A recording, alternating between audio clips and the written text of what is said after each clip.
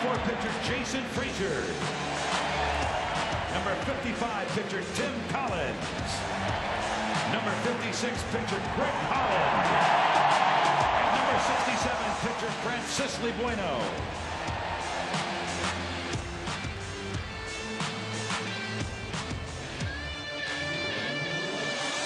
And now, let's meet managers and starting lineups for tonight's Game 1 of the 2014 World Series. First, the National League champion, the San Francisco Giants manager and starting lineup. The manager of the Giants, number 15, Bruce Bochy.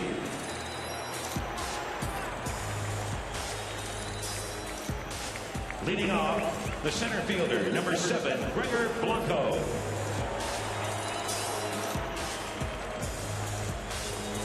Batting second, the second baseman, number 12, Joe Panik.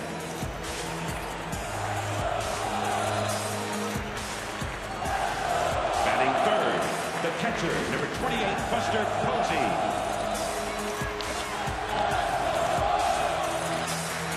Batting fourth, the third baseman, number 48, Pablo Sandoval.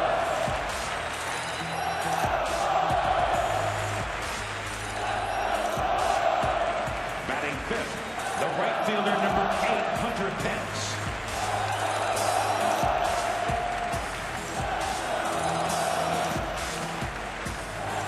Batting sixth, the first baseman, number 9, Brandon Belt.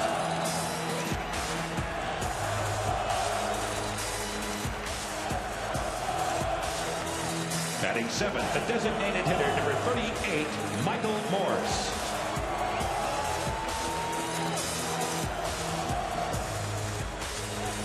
Batting eighth, the left fielder, number 45, Travis Ishikawa.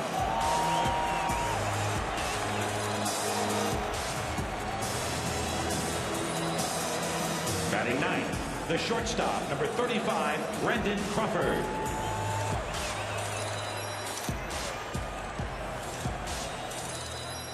And tonight's starting pitcher, warming up in the right field bullpen, number 40, Madison Bumgarner.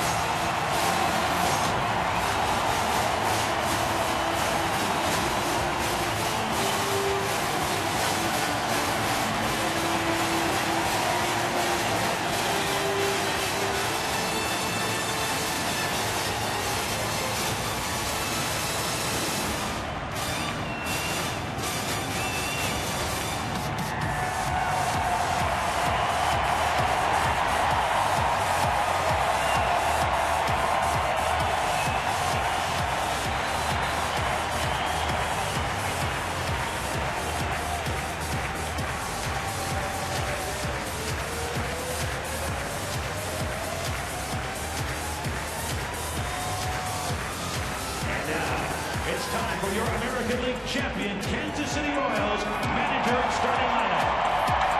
First, the manager of the Royals, number 3, Ned Yost.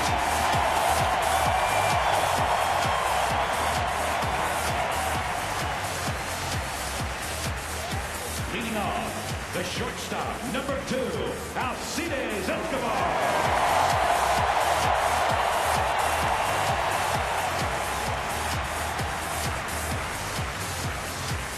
Batting second, the right fielder, number 23, Nori Aoki.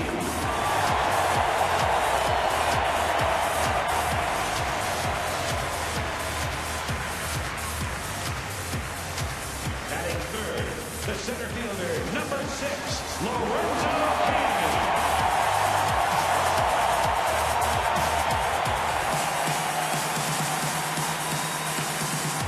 Batting fourth, the first baseman, number 35, Eric Hosmer.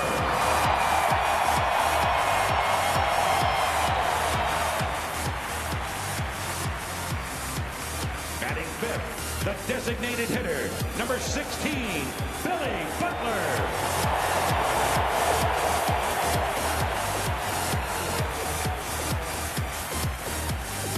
Batting sixth, the left fielder, number 4, Alex Gordon.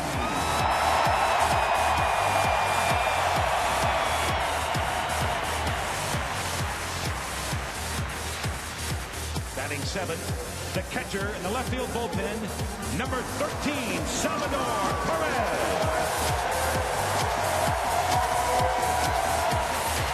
Batting 8, the second baseman, number 14, Omar Infante.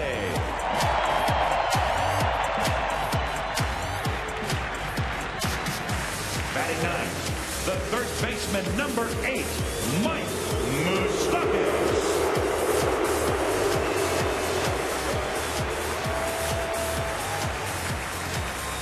And pitching, warming up in the left field bullpen, number 33, James Shields. Ladies and gentlemen, the 2014 American League champions, your Kansas City Royals.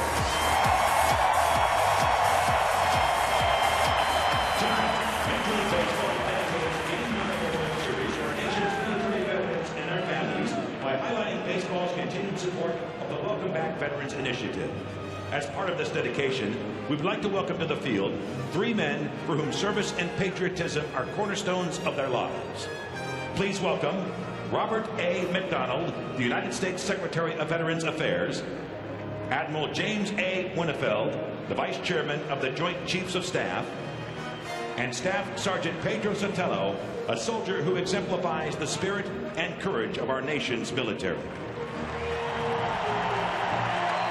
Staff Sergeant Sotelo joined the Missouri Army National Guard at the age of 24, but quickly transitioned to the Army Reserves, where he was team leader of a special operations unit assigned to the 173rd Airborne Brigade, which was deployed to Iraq. For his service, he has received several honors, including the National Defense Medal, the Iraq Campaign Medal, and the Global War on Terror Service Medal. Since his return, he has volunteered at the VA hospital as part of the Vet for Vet group and also mentored with the Wounded Warrior Project and Soldiers to Summits. We thank you all for your brave service and for all you do to help fellow veterans. You truly demonstrate the spirit of Welcome Back Veterans.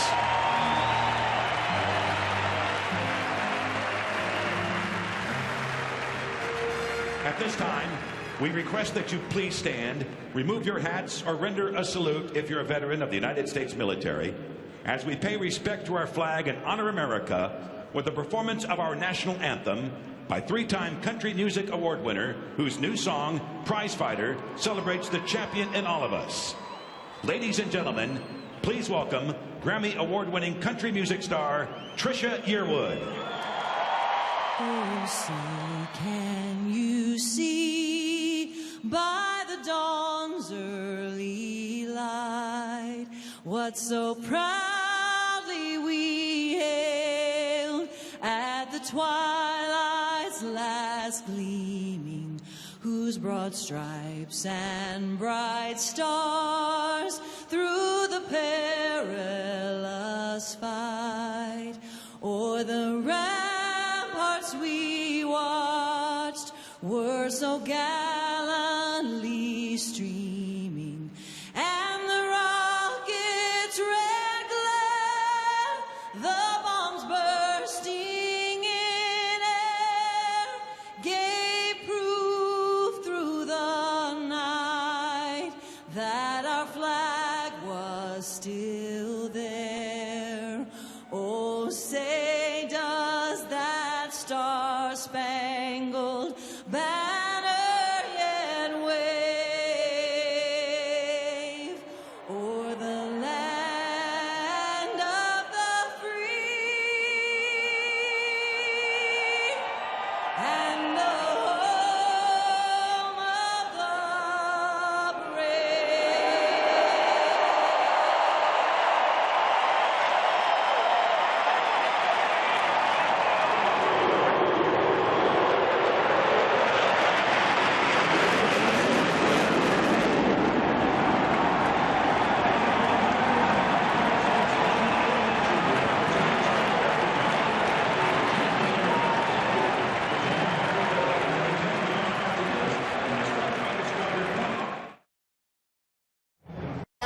About that bass, no trouble. I'm all about that bass, bass, bass. Yeah, it's pretty clear. I ain't no size 2, but I can shake it like I'm supposed to do. 'Cause I got that boom boom that all the boys shake. All the faces. I see the magazine, working out Photoshop. We know that shit ain't real. Come on now, make it stop. If you got beauty, just raise them up. 'Cause every inch of you is perfect from the bottom to the top. You know I'm all about that bass, about that bass, no trouble. I'm all about that bass, about that bass, no trouble. I'm all about that bass, about that bass, no trouble. I'm all about that bass, about that bass, because you know I'm all about that bass, about that bass, no trouble. I'm all about that bass, about that bass, no trouble. I'm all about that bass, about that bass, no trouble. I'm all about that bass, about that bass. And here we go. Welcome back to the Chevrolet World Series on Fox pregame show.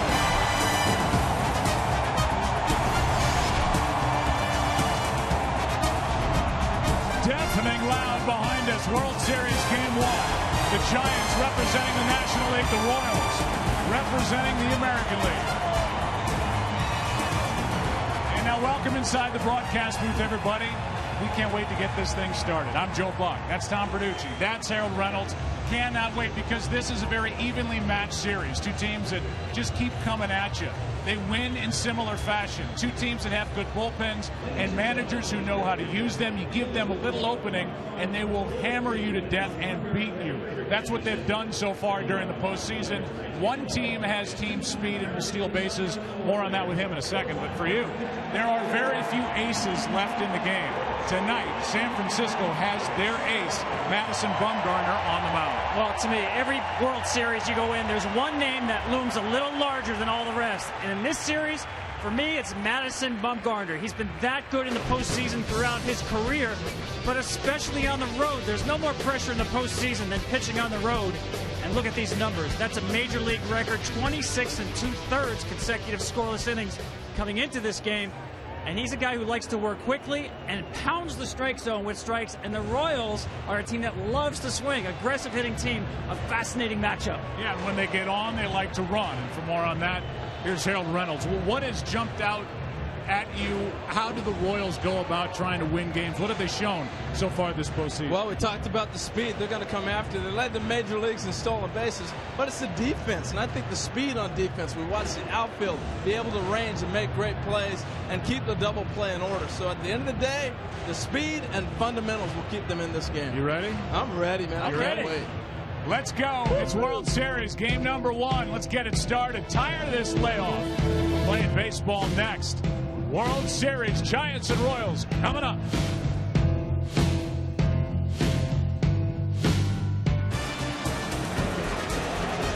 And right to the lineup for game 1 for the Giants, brought to you by Taco Bell. Sometimes you gotta live Moss. Same look, except the DH, and that DH is Michael Morse. So it's Blanco, Panic, Posey, Sandoval, Pence, and Belt.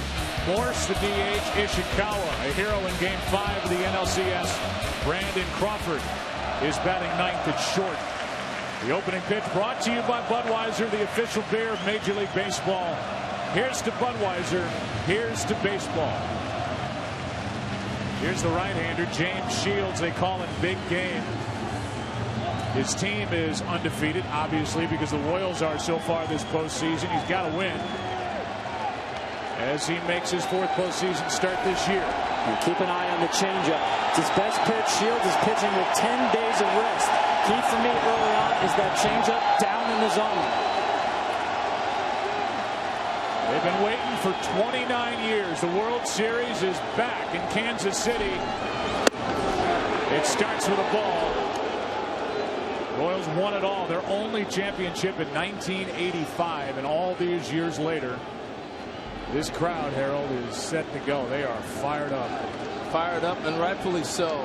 And they've talked about the energy in this ballpark has propelled this club on this run that they're on. I tell you, it helped in that wild card game, the comeback against the A's. That's strike 1.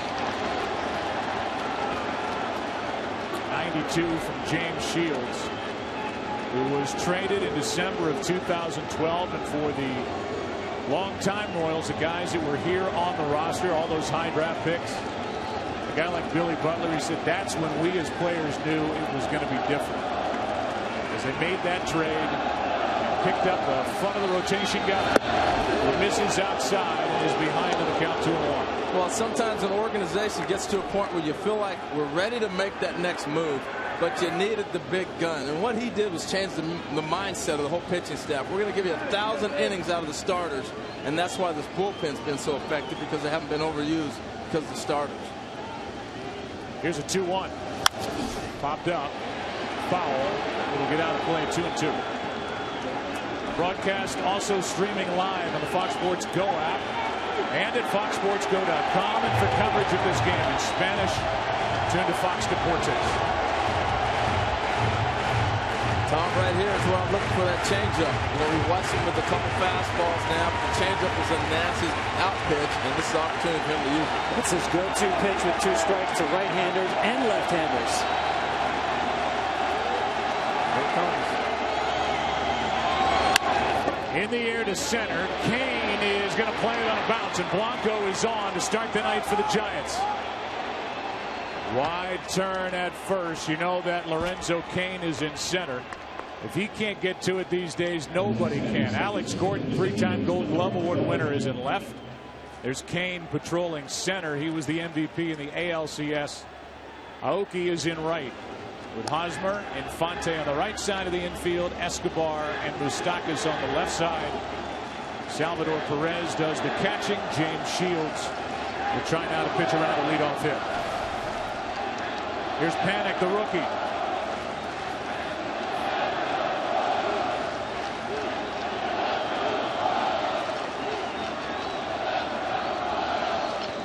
Panic coming off a home run in Game 5, a 2-run shot in the 3rd inning. That was close. And Blanco back ahead of the tag applied by Hosmer. Well, you see Blanco just really getting a good read. Once you get a big lead and you get a bang-bang tag at first base, now you know you've got your maximum distance. That's actually a great lead. And if he's able to stay there and read him, then you're in a good spot. Giants really have 2 guys in their lineup that'll run. Blanco's one of them. Ball 1 up and away to Panic. Yeah, but I'm talking about the changeup of James Shields. It has to be down. Watch where this pitch is. Up in the zone. Why is that important? With extra rest, it's harder to have feel for that pitch. His career ERA with extra rest, 4.6. It may take time for him to get feel for his best pitch. Nice scoop by Hosmer, who's got great hands over at first base. Yeah, he's pretty sweet over there. Slick, got great hands and great mechanics, you know. And I've always liked the left-handed first baseman. Not only do they look cool, but they're able to make movements because of the diamond, the way it's set up. It really leads to them being able to ground ball, throw a ball to second base, different things like that because of the angles. But he's pretty cool, too. He's pretty smooth.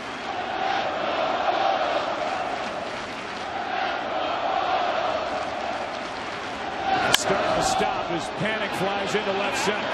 Kane going to get it. Tagging is Blanco. Good base running. He's at second with 1 out. Well, Blanco's really set the trend. You saw him on his base hit, round hard on the single. Then a couple throw overs. He's really wanting to be aggressive. Right here, you see the fly ball. He knows he's going to be caught. Watch him go back and tag. I'm not big on the tag up. I am right here. This is a great play. I love the read. I just think a lot of times if that ball drops, I want you to be able to advance. Go halfway, read it. But in that one, that was a good read. And who better to get into scoring position for than Buster Posey?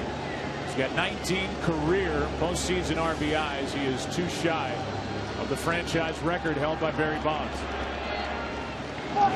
Inside, ball 1. What I like about the Royals, they play with so much emotion, and James Shields, a big part of that. He will actually invent reasons to have an edge on the mound. Maybe the mound's too soft. Maybe the ball's too slick. He likes pitching with an edge. And he's got a spot right here where it's called on. Way outside, ball 2, 2-0 with Sandoval on deck. Well, Tom, you made a great point early, and you can see it early. The layoff, the one thing that affects a pitcher when you have this much time off is being able to have your accuracy and your control. And we're seeing it right now. He's missing by 3 feet instead of 3 inches.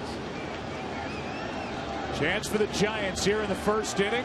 Posey hits it hard, a base hit into left. Gordon, one of the best in the game, will come up ready to throw, and Blanco holds it third. First and third, one out.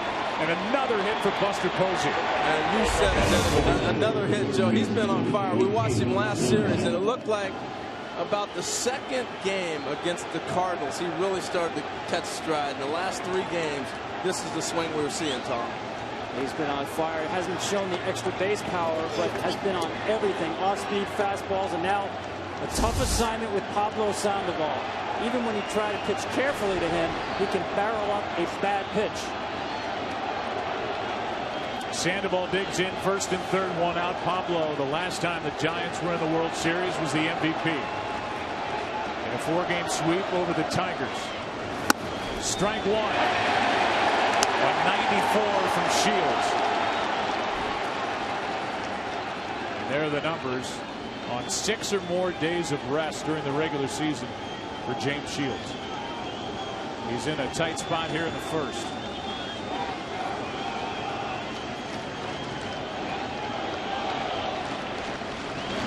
That's down into the right field corner. It is fair and rattles around. 1 run scores. Posey all the way around third. They're going to wave him home. Throw by Infante in time. 2 out. 1-0 Giants. Aoki played the corner perfectly.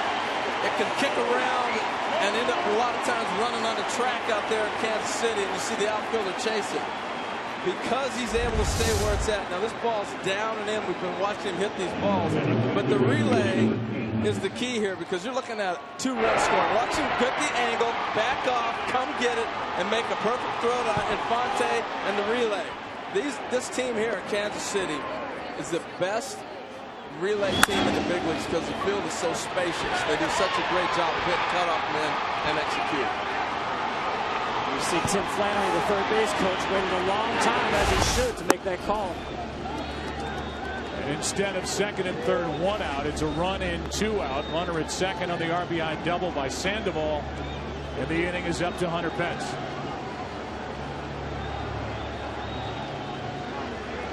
Shields helped out by his defense.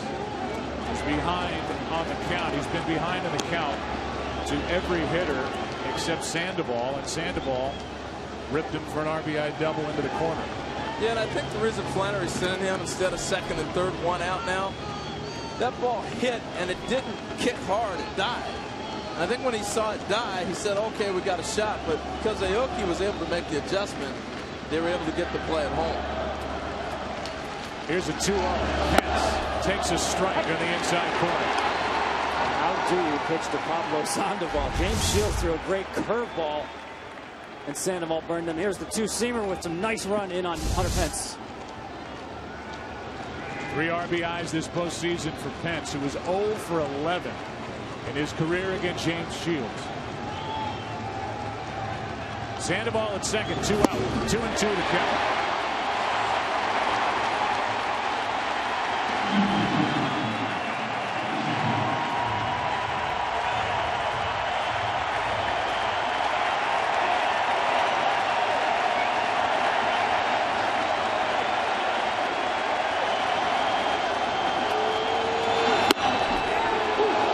Just outside a full count.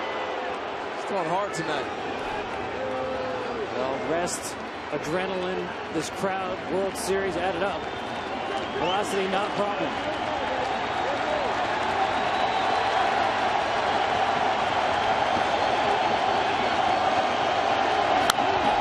Good swing by Pence. Let me go back to this play at the wall again. Watch where the ball hits, all right? It bounces, kicks, and it kicks back and dies. Right there is what Tim Flannery sees from this angle. When you see the ball kick back the other way, he's got to think I'm sending Buster. But because Aoki reacted and got back to it, that's why you have the out home.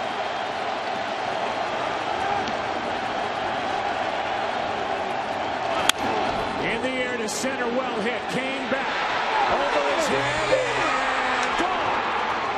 Hunter Pence with a 2-run shot and a 3-0 first inning lead in game 1.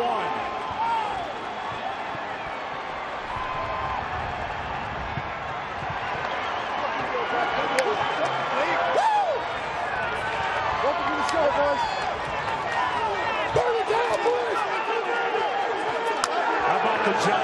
2 home runs in their first 9 postseason games this year. They've got 4 over their past 1+. Tell you what, the ball Hunter fouled back on 3-2. He was on that one, and he finished it off the next pitch with a bullet to right center. Now Bell. Strike 1 from Shields as this game has started with a jolt from the Giants to quiet this crowd. I do believe the base hit by Blanco on the changeup. We have not seen Shields really challenge. He would normally throw it there. That's down. 1 ball, 1 strike. The 3-2 pitch, Tom. I'm surprised that after Hunter Pence fouled off the fastball, he came back with another one and didn't go back to his changeup. Hunter Pence is the best fastball hitter on the Giants team, especially the fastball up. Here's a 1-1. And I think the way that James Shields attacked him with fastballs throughout this at-bat, there's the one he fouled straight back, and he can come back with another one in the zone, and he loves the fastball up. And I think because he doesn't feel comfortable with the changeup, it became a fastball count. 2-2.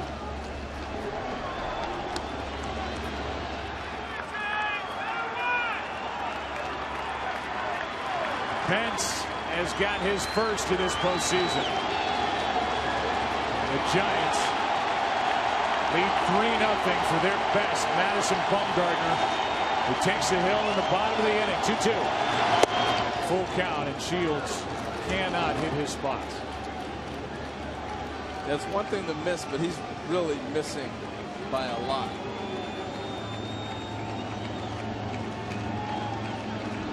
Belt sitting on the pitch on 3-2, and he fouls it away.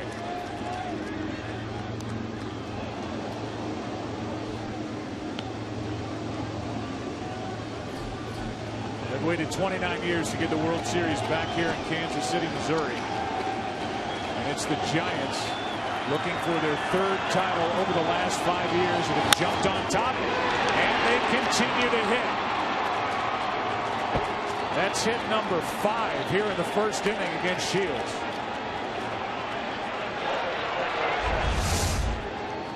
Watch this swing from Hunter Pence. See how flat the bat stays in the zone? He loves the fastball up because he stays on top of the baseball, doesn't get underneath it. And folks, that's doing some hitting right there. This ballpark is huge, especially in the center field.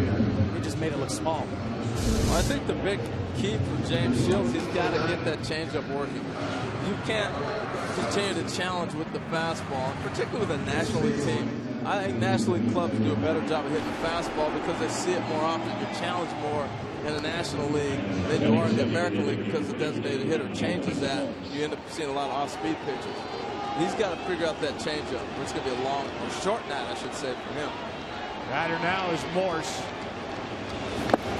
Say what you want about the heroics of Travis Ishikawa. It's a great story, and he won the NLCS with that walk-off home run of the night. But the guy who won that game, in my opinion, is Michael Morse by getting that pinch hit home run. It changed the pitching for the Cardinals. Instead of a closer, he hit it off Neshek, tying the ball game. When you talk about a shot off the bench, Morse gave it. And then the Giants won it, game 5 tonight. Yeah, and I also thought the strategy of Bruce Bochy played in it big, too, by bringing him, the way he used him off the bench in that series, brought him back onto the bench a couple times, put him back up when he felt like he had an opportunity to swing, different things like that. Here comes a 1-1 pitch. It's down and in, 2-1. That's so classic Giants, too, for a guy like Michael Morse, who's bounced around from a few teams. They've had some tremendous success having guys play their best baseball once they get here. People find a home. Whether it's Marco Scudero, Cody Ross, Michael Morse, Travis Ishikawa, just the latest.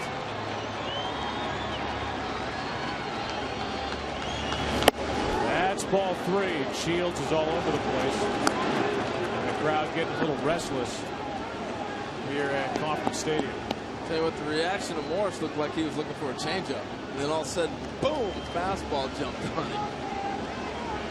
Doubt if he's looking to change up here. Here's a look at it. All of a sudden it jumps back on him, and just the way he continued to dive forward makes me think he's looking off speed. Here's a 3-1. Full count. The runner at first, Belt, will take off. What a great start for the Giants with Bumgarner about to take the hill.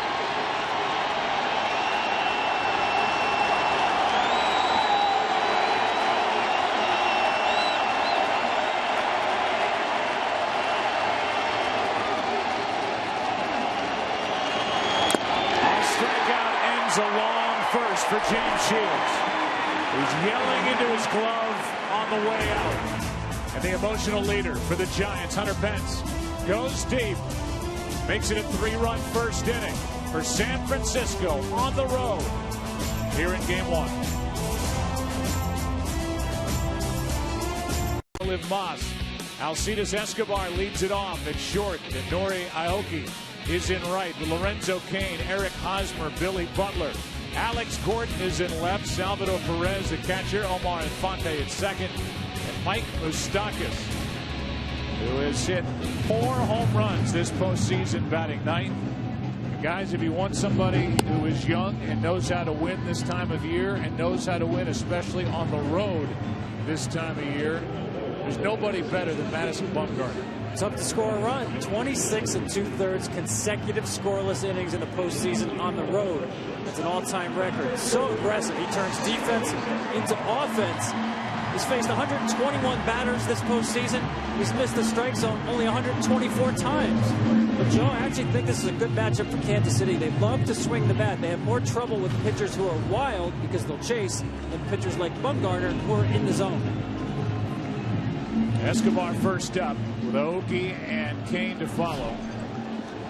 Kansas City popped 6 home runs so far in the postseason. They hit only 95 during the regular year.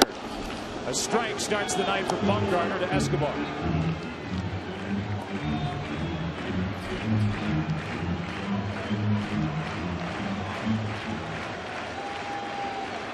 Two wild card teams meeting in the World Series. Second time that's happened.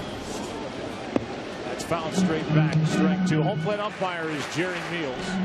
Eric Cooper at first. Jim Reynolds at second. Ted Barrett at third. Hunter Wendelstedt left. Jeff Kellogg is actually the crew chief. He's in right. Jeff Nelson is the replay umpire in New York. He will join this series Game 3 in San Francisco when Meals goes to New York. Up high, ball 1. It's interesting, 3 pitches now to Escobar away. You know, in the St. Louis series, we watched Bumgarner pound in, fastball and the cutter. Maybe he's having a little bit of an issue getting that ball in. We'll see if he's able to get it in here. Here's his 1-2. Hard hit right at Crawford. He is automatic, 1 away. We'll take a look at the defense for San Francisco. Same look as they've had the majority of the postseason with Ishikawa in left. Gregor Blanco is in center, and over in right, he homered in the top of this inning, Hunter Pence. First base, Brandon Belt. Second base, Joe Panik. On the left side, it's Brandon Crawford, Pablo Sandoval, who is in, and we'll see him do that a lot in this World Series. Buster Posey does the catching for Bumgarner. Here's Aoki. Yeah, you're going to see Sandoval in a lot. We saw it last series with the Cardinals, and Tom, you made a great point then, that he's not a guy who likes to charge very well. That's a strike to the right fielder for the Royals. Yeah, it's not one of his strengths coming in on the baseball, so they will start him farther in than most third basemen. Plenty of hitters in this Royals lineup will put the ball on the ground with a bunt. Here's the next, and that drives him off the plate. Almost got it. 1 ball, 1 strike. That's that ball that comes at you. You start yelling when it comes right at you. Look at him. He's going, ah! It missed him. How did it miss him? Right underneath the elbow. 1 ball, 1 strike. That's caught by Bumgarner. The line drive, and Bumgarner says, forget it. I'm not even going to throw it around. 2 out. That's the country hardball mentality right here. He snatches that like a flea and says, ah, never mind, I don't need to throw it around. I love this right here. Never mind. I got it. It's all good. If you worry about workload for Madison Bumgarner, He has pitched 249 total innings this season with the postseason factored in as Lorenzo Cain digs in. Bruce Bochy, the manager for the Giants, is not worried about that at all. That's foul. He said Bumgarner's a man-child. He's quote unquote country strong, and he doesn't care about the workload. This guy is big, 6'5", 235. Joe, I talked to him after game 1 of the NLCS. He said he was ready to pitch the next game. And in the LDS, after he pitched, he was bugging Bochy to put him in the game as a relief pitcher. 2 out, nobody on. The 0-1 to Cain, who was the MVP of the ALCS when the Kansas City Royals allowed a total of 2 runs over games 3 and 4 total in that ALCS against the Orioles. They allowed 3 runs in the first inning here in game 1 of the World Series to the Giants.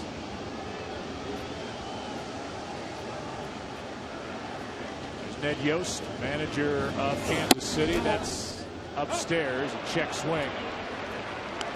You know, Joe, when I think about the Royals, it reminds me a lot of the Giants when they burst on the scene about 5 or 6 years ago. And now we look back and go, wow, they're really talented. I think you look at the Royals, you see guys like Cain, Butler, who you're looking at right there, standing next to the manager, Hosmer. These are names that you're going to get to know because the talent is there. It's just a matter of being on the grand stage and we get a chance to see them all perform. Salvador Perez already an all-star catcher. Well, they have a lot of high draft picks, and it took those high draft picks a while to really settle in at the big league level. There's one of them, Moustakas, who bats 9th in this Royals lineup. Cain with 2 out, nobody on. Hits it foul down the left field line. I guess the one thing that's kind of bothered me is we've all talked about, yeah, the Royals got hot, and here they are in the World Series. Time out. They beat the Tigers, and they beat the Orioles. They beat some good clubs. So you got to have some talent. I know they got hot, but they're a very talented club as well. So they should be credited for being as good as they are. A lot of homegrown talent here as well, Harold. Cain not a part of that.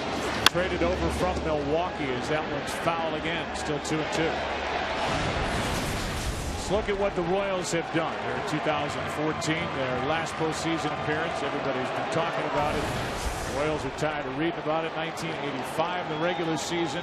Fewest in home runs, walks, and strikeouts. They put the ball in play.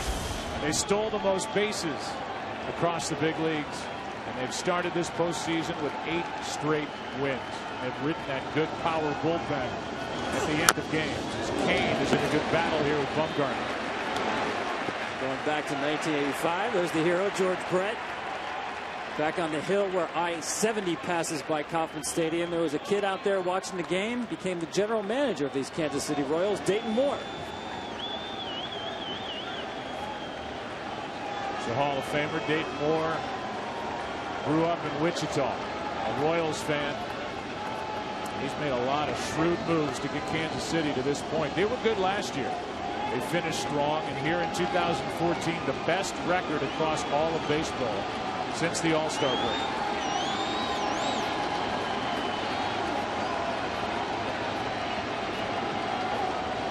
Here's the 2-2.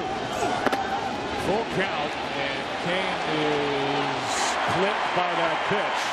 So he'll go down to first base, a hit batsman to give the Royals their first base runner, and Buster Posey's talking to the home plate umpire, Jerry Meals. Ouch. And that got him right on the right ankle, top of the right foot. Great at bat by Cain. Bumgarner tried everything to put him away. Last was the cutter, designed to come in, keep coming in on the right-hander, just went too far in. Tracer is one of those balls you just can't get out of the way of. When you're playing wiffle ball at home in the backyard, it just keeps coming at you. You can't get out of the way. That's the same thing happened right there. Here's Hosmer. He's been red hot since coming off the disabled list. He had that leg, a stress fracture in his right hand. Hitting .448. Look at that swing. Here in the postseason, he was ready to launch. Wasting no time at all. Talking with him before the game, his team felt like he should be able to drive that ball to left center. I think he's thinking right field and put one in the seats, and it's a 3-2 game on that swing. And that's confidence. He hasn't seen Bumgarner before. As tough on lefties as any pitcher. He comes out of the dugout ready to hit.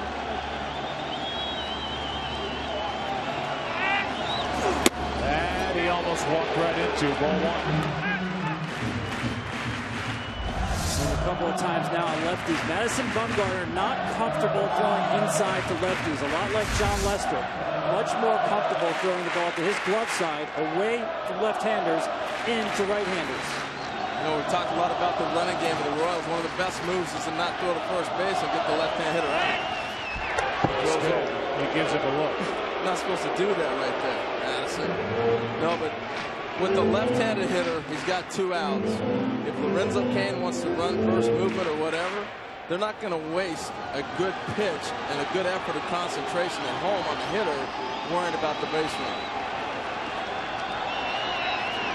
Madison Bumgarner has worked very hard the last couple of years to improve his time to the plate and his pickoff throws. When you watch him set, he will take that right foot and turn that toe a little bit towards second base.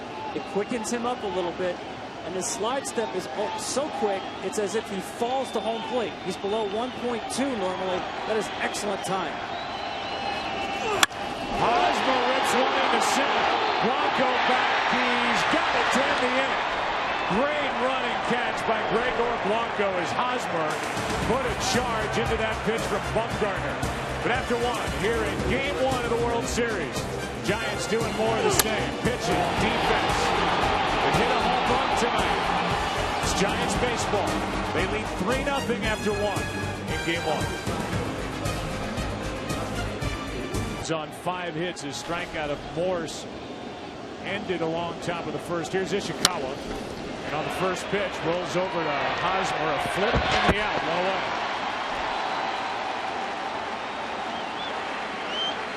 So Ishikawa goes from pandemonium in Game 5, and his next swing in a game that counts is a little clunker over the first. Well, I'll tell you what, his journey is amazing. And to find himself even playing in the World Series after starting the year in Fresno and actually with Pittsburgh, getting released, coming back, going to AAA. I mean, wow. I'm swinging at first pitch, too. It's okay. Never has to buy dinner in that town again. You can have some pretty good dinners in that town. There's Brandon Crawford, who grew up a Giants fan from Pleasanton. Takes the ball low from James Shields. Crawford now. Blanco, who got it started on deck. He just made a nice running catch to rob Hosmer of an extra base hit at the bottom of the first. A strike to Crawford. This 27-year-old shortstop may not give you the flash of some of the other guys, but he is solid. You see a list that James Shields is on. It includes the Hall of Famer, the great Don Drysdale. That's down and in. The count 2-1. Even though he missed with that pitch, his stuff is better. You know, it's down now. He got the quick out, obviously, of Ishikawa, but watching this against Crawford, he's now hitting his spot, starting to settle in. He just may have been a little too high first inning. He's behind on the count to Crawford. The Giants leading 3-0 here in the second.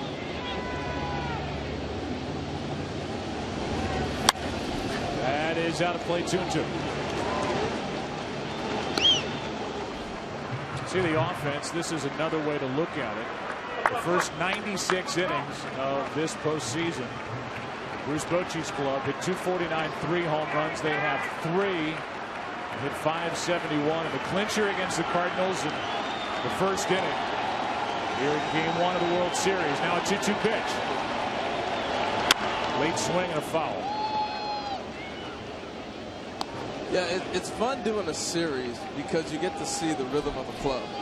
And you can see the Giants starting to fall into place. The middle of the order with Posey, Sandoval, and Pence really started to take off the last few games, and obviously their offense took off because of it.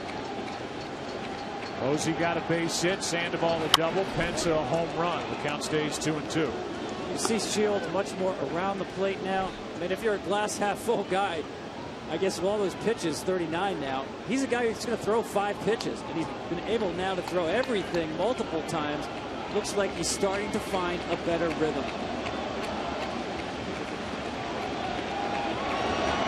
That is hammered into right. Aoki is back. He's got it, 2 out. So now look at the Giants and how they roll into this World Series. They won it all every other year going back to 2010. Beat the Rangers. Beat the Tigers in 2012.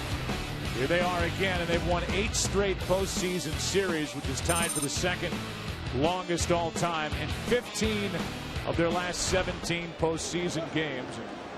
Bruce Bochy knows how to manage this time of year, and he's had that, what they're calling core 4 out in the bullpen. Avi Lopez, Jeremy Affeldt, Santiago Casilla, and Sergio Romo. And he uses them brilliantly. Here's Blanco, string 1. Tell you what we're also seeing, Joe, is how big this ballpark is. My goodness. And you start to understand why the Royals play the type of game they play. You have to be able to cover this ballpark defensively. Good run and catch by an Aoki for out number 2, and now a 1-1 count on Blanco, who made that terrific catch in deep right center to end the first.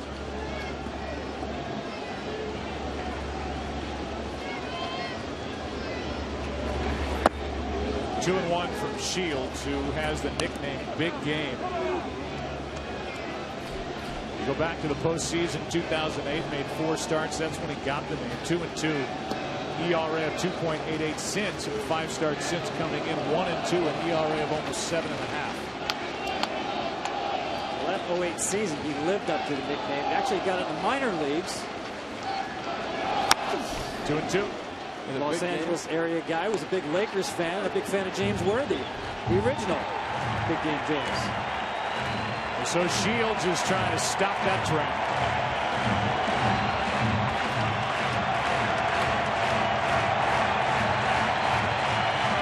Trying to restore order here in the second.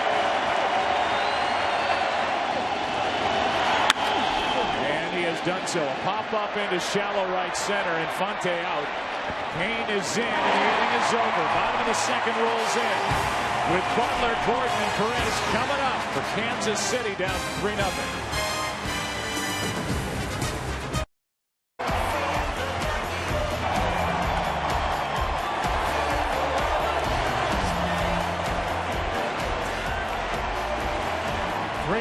Is the lead for San Francisco. Into the bottom of the second inning with Butler, Gordon, Perez coming up.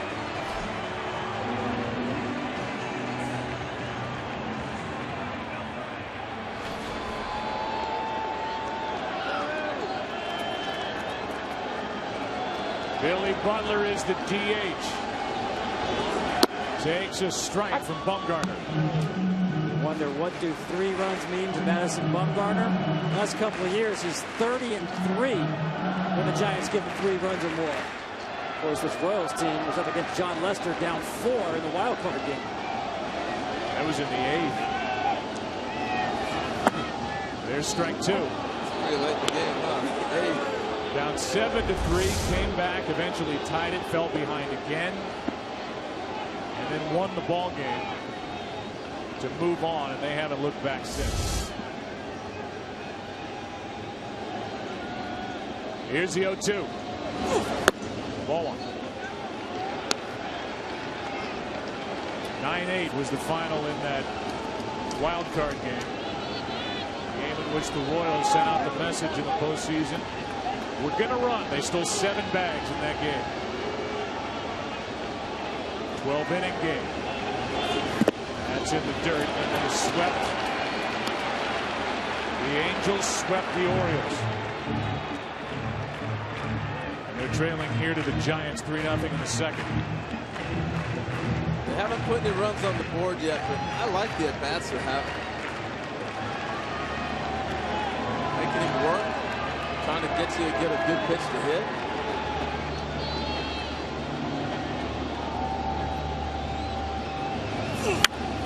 Another foul. want to go back, Joe, and look at the last half inning. I think he got away with the pitch right here. First of all, he got a left-hander at the plate. So he goes over here with 2 outs, he goes to first base and takes the attention away. That ball right down the middle. Smokes. He got a great play by Blanco in a big yard. But I think he made a big mistake right there. And maybe he learned from that, but they're giving him good at-bats right now.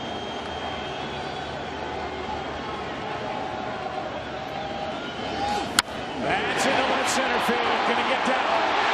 Butler is on to start the second for Kansas City.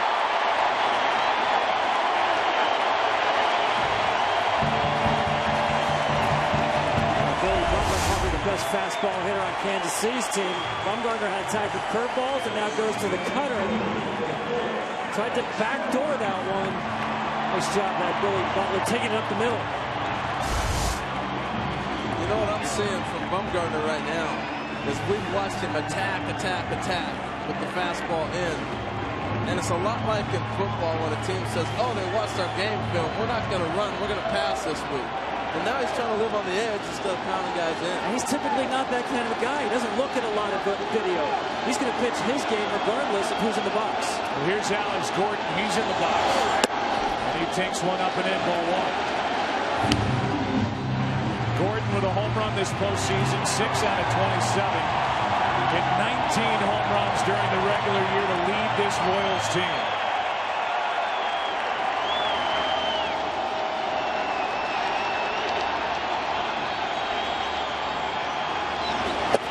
Outside, ball 2-0. I felt like this part of the order is the part that could do damage. Butler, Gordon, Perez, and Fonte. And you got 3 right-handers with the 1 lefty at the plate right now in this group of 4 that can get to him.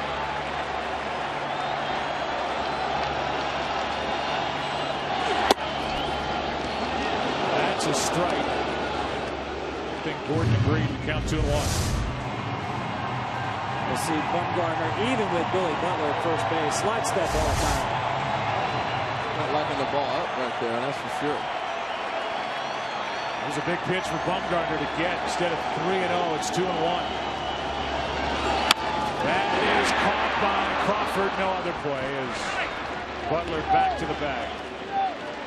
1 on, 1 out. Tonight's telecast sponsored by Budweiser, the official beer of Major League Baseball. Here's to Budweiser. Here's to baseball. It'll bring in the workhorse for the Kansas City Royals. No catcher started more games behind the plate, caught more games, caught more innings. I mean, by a mile, Salvador Perez. And maybe because of all that work, he struggled this postseason because he is worn out. That break had to do him some good. Really struggled in September as well. I think this is game number 155 this season behind the plate for Sal Perez. All-star catcher. That's upstairs again. Bumgarner's been up a lot here early. Well, to put in the workload into perspective, Buster Posey's right around 100 games behind the plate as a catcher.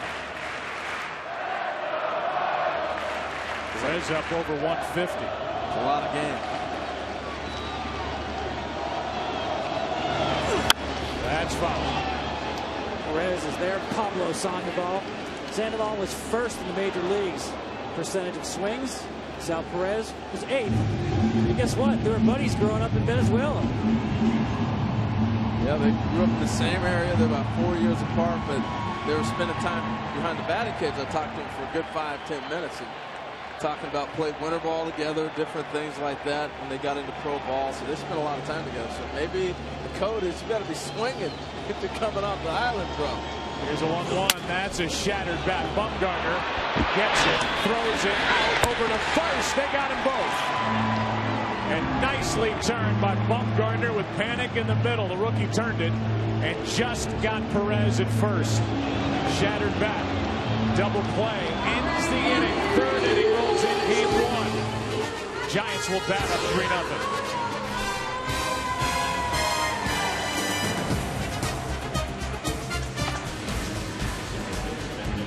How about the Game 2 starters tomorrow night. Coverage begins at 7:30 Eastern on Fox. Jake Peavy, 1-0 this postseason. Great ERA 1.86.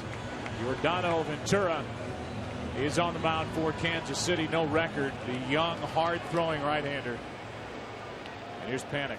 First up. Joe flied out to center his first time.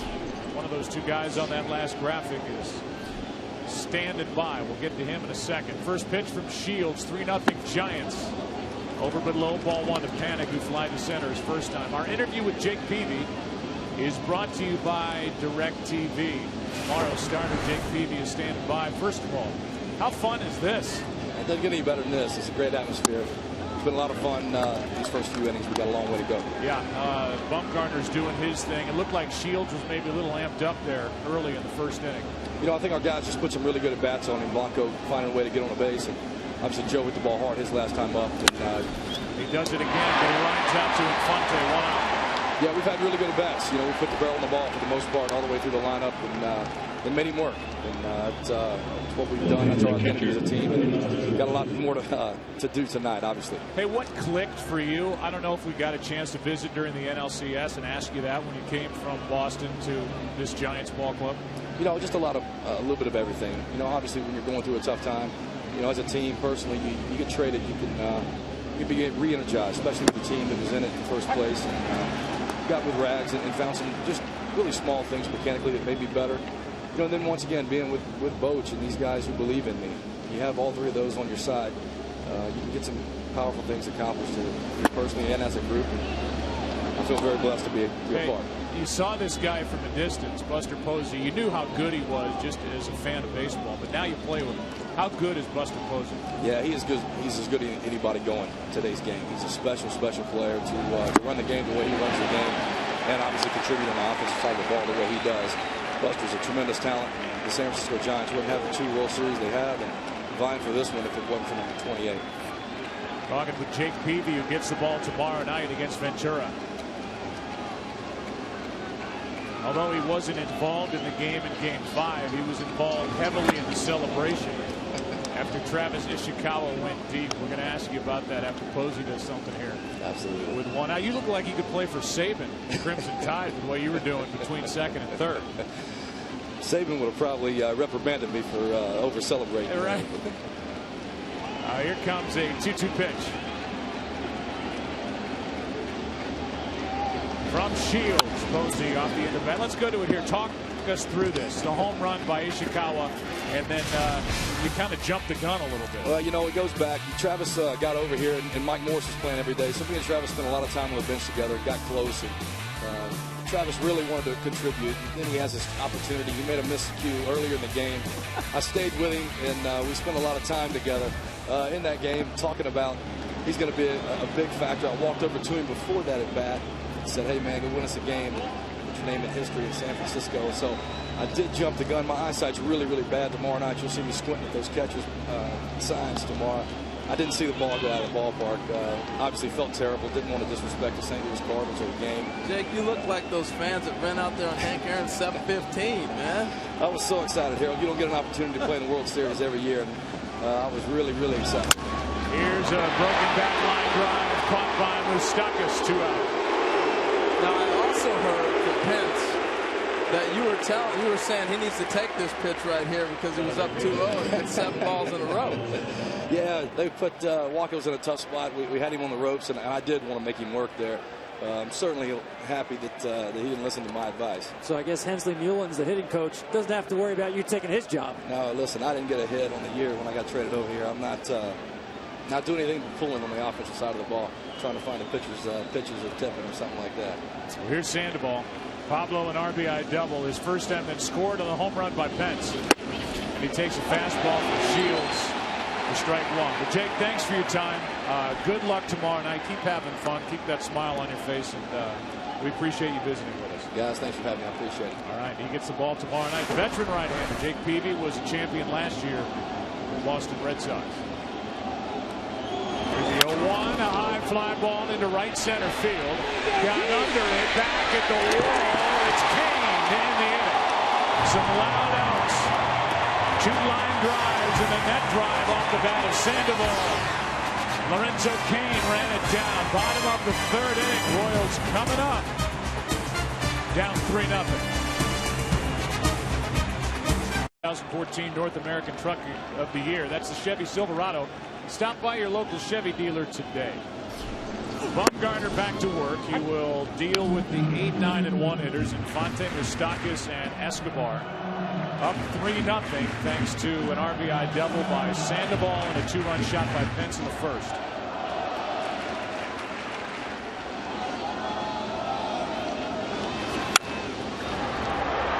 Infante lost the bat and Crawford lost the baseball. Leadoff man is on. Toughest play for the infielder. Once you get a broken bat and he laid back, he tried to be aggressive and get a good high, and the ball ate him up. But once his bat breaks, you get a weird high coming off the bat, and he just plays it into an error after that. You're not going to see him miss too many.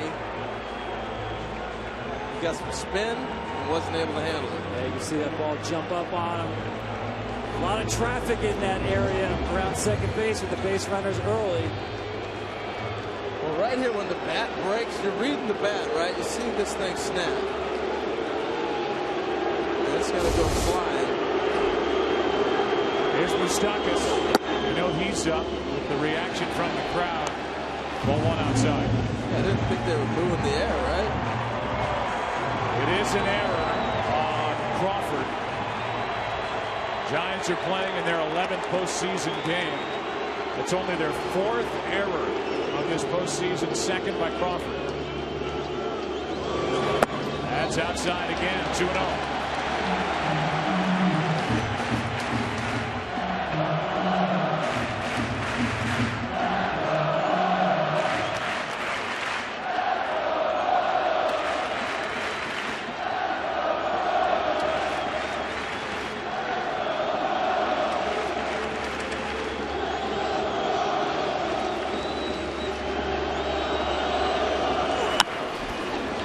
Backing out of play. Off the bat of the number 2 overall pick. That was a great shot we saw of Infante. Look at the left hand. The knob of the bat. He's got so much pine tar on the batting glove, he can't release what's left of the bat from the knob.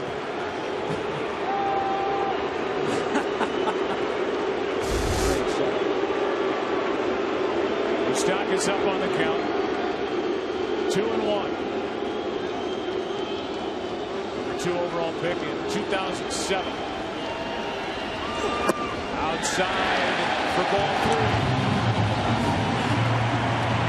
Well, you can see where the running game is coming to effect already. They have a stolen base, but they've automatically got Bumgarner in the slide step. We saw him leave a ball on the plate with Hosmer. So you get that runner on, it's changing the game a little bit.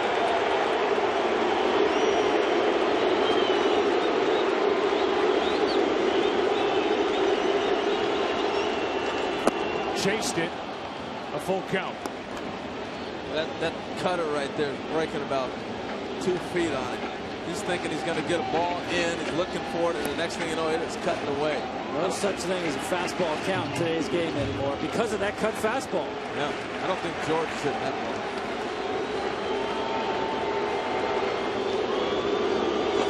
That's down toward the corner. Infante will dig for 3rd. Pence plays it well. They'll hold the runner on a double by Moustakas.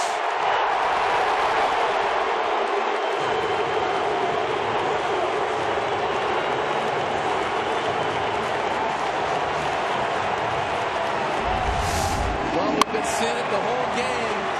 Good approach and good at-bats from the Royals. Last time we watched Bumgarner, he got strikeouts. He's not able to put guys away tonight. And the Royals are having great at-bats. And that's why they're in this game. They're still leaving balls out over the plate and having great swings. Now 2nd and 3rd. The infield pinched in on the corners. And here's Escobar. 50 RBIs during the regular season, 3 this postseason.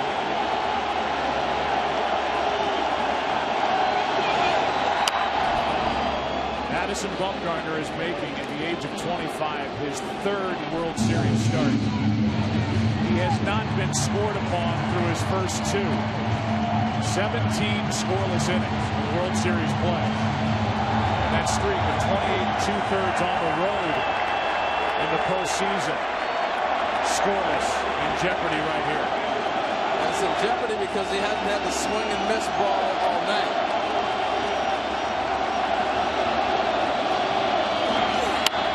Strike 2. I think right now you don't concern yourself with that shutout streak. Concede 1 run. If you can get out of this inning, allowing 1 if you're Madison Bumgarner, you'd sign up for that right now. Tell you what, Joe, Escobar, when he moved to the leadoff spot the last 15 games of the season, helped take this team to another level. They've gone 17-6 at the end of the year, 14 of the last 16 with him leading off. He's changed the team. Some power, putting the ball in play, doing some things at the top of the order. Looking for RBIs. And he's up there hammering at a high pitch on 0-2. While the Royals are 0 for their last 14. Love his reaction there. He thought he should have had that.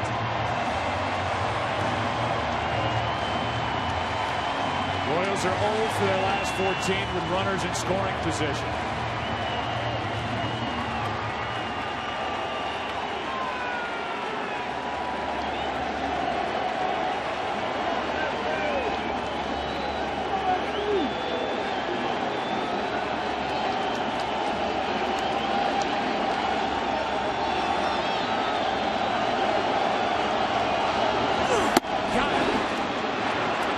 Up and out of the strike zone, 1 away.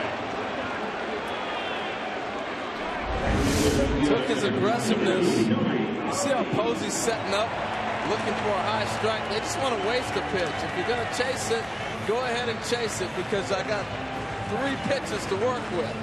And I got him to chase 1 up. They were trying to climb the ladder. They finally got him to climb it all the way out. Yeah, here's the pitch before where he chased. Posey again with the high target. And that was the strikeout pitch there.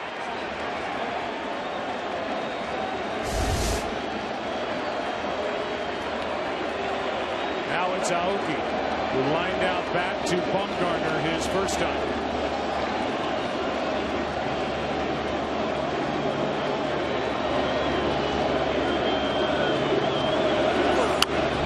Strike 1.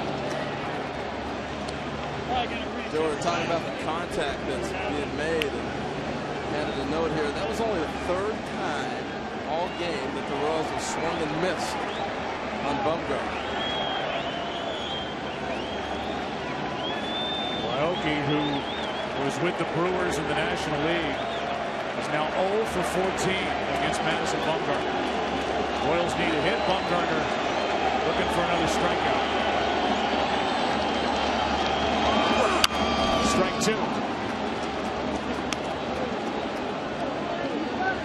You see him choke up on the bat. His job right now, put something in play. He does it better than anybody on this team in terms of making contact. Royals strikeout fewer than any team in baseball. Right now, they'll settle for a ground ball from Aoki.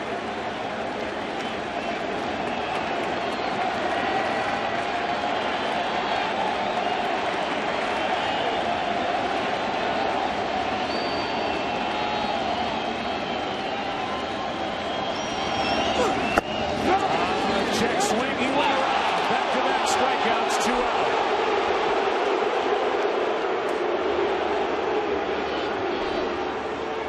This inning is going to be in the lap of the ALCS MVP Lorenzo Cain, as Aoki went too far.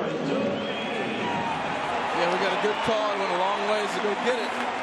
I think that's the toughest call in all of baseball, the check swing, because there's really no defined rule. It's clearly a judgment call. Got the call right. It's Ted Barrett, veteran up at 3rd. Now 2nd and 3rd, 2 out. Strike 1 on Lorenzo Cain. He didn't like the ball. And you can see now the adjustment that Bumgarner's made. Remember, he's been away. Now he throws a cutter busting back in.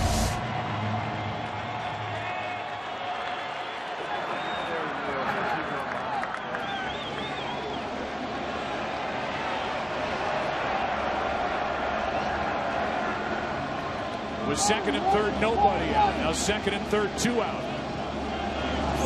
Kane in the hole, 0-2. Got a rip, but Bumgarner can strike out the side. Saw Buster Posey again with the high target. First pitch fastball above the hands. Second pitch fastball above the hands. It just looks so inviting because your eyes are right there. And you see it's hard to catch up to that fastball. When you're throwing 93 on up, very difficult to catch up to.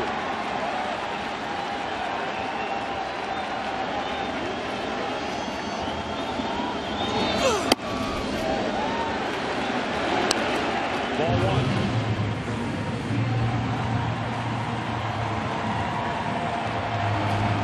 It's taken Bumgarner 10 pitches now to set this up, where one good pitch gets him out of trouble, and he keeps a 3-0 lead. For second and third, nobody out.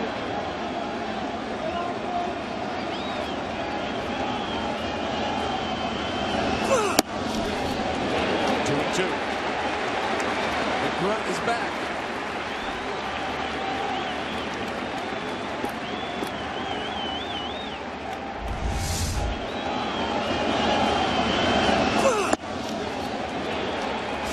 Everything he's got as he misses up and away to Kane.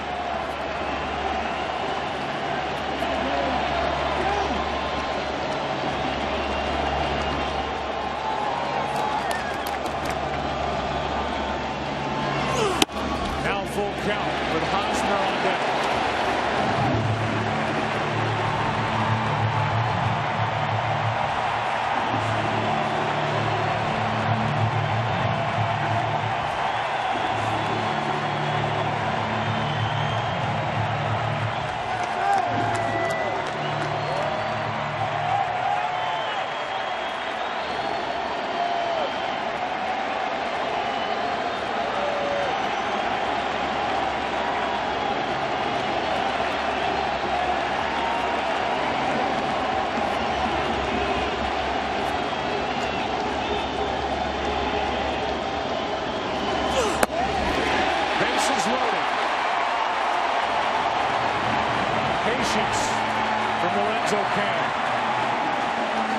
Yeah, they really tried to make him chase the whole at bat. It's almost as if they said, Hosmer's the guy we're going to try to make sure we get out of this inning of. I don't know if they're picking on the right guy or not.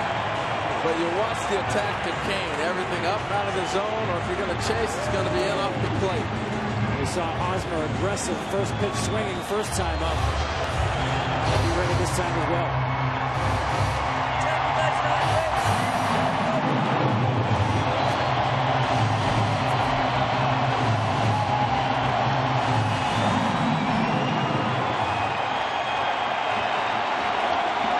Royals have never hit a postseason grand slam.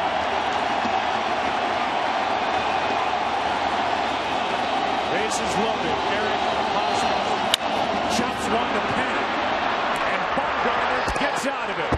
At second and third, nobody out. Struck out the next two, and after loading the bases, keeps it 3-0 now after 3.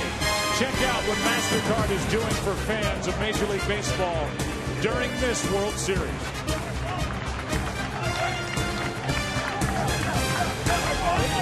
I ride my scooter to the ballpark. Vegetables. I just like to have vegetables. If I can face any pitcher in MLB history, Nolan Ryan. He is the emotional leader for this Giants club. He really took over that role for San Francisco when they were down after losing the first 2 games at home in the division series. Went on to beat Cincinnati in 2012. And a pitch from Shields is in for strike 1. Look, that poster was perfect. He has the crazy eyes. There's no doubt about it, man. When you watch him hit, eyes get big, wild. His eyes got big the last time he swung the bat. Here's another good breaking ball from Shields. 0-2, and he homered into right center.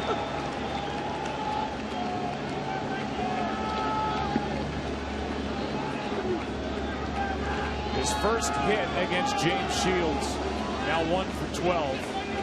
Picked the right time. A 3-run first inning. That skips in. Here's Aaron Andrews. Aaron.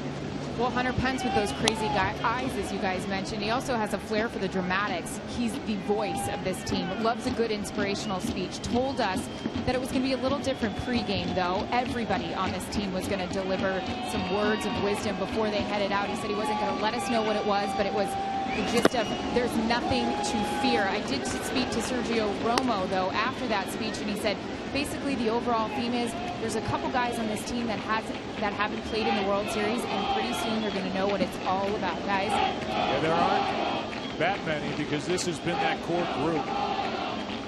Pence was a part of it in 2012. Shields now has retired 7 straight. And he's 2 for 2. Down the line, and Pence has got a homer, now at least a double. And that's what it is, a leadoff stand-up double for Hunter Pence. How about his night in Game 1? How about the first inning? The fastball for the home run. This time around, James Shields says, I need to go soft to Hunter Pence. Didn't square up that one. Throughout this at-bat, second time around, change-ups, curveballs. Hunter Pence gets them anyway.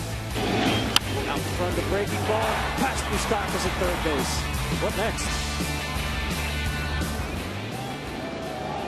That breaks up that string of 7 straight. Here's Belt. Good rip by Brandon Belt, strike 1. Yeah, it looks like Shields was absolutely right, Tom. Breaking balls, change-ups. And he hadn't thrown a change-up since the first inning of this game. And he looked like he might have thought he had Hunter Pence off of everything. And then ends up banging the ball down left field corner. So Pence is there with nobody out. Now the 0-1 to Brandon Belt. The back foot, 1 ball, 1 strike. On deck is the DH Morse.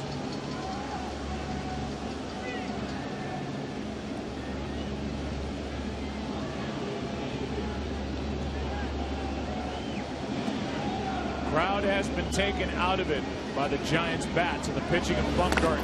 That's going to trickle away, and with good base running and ready to go Pence, he's over to third with nobody out.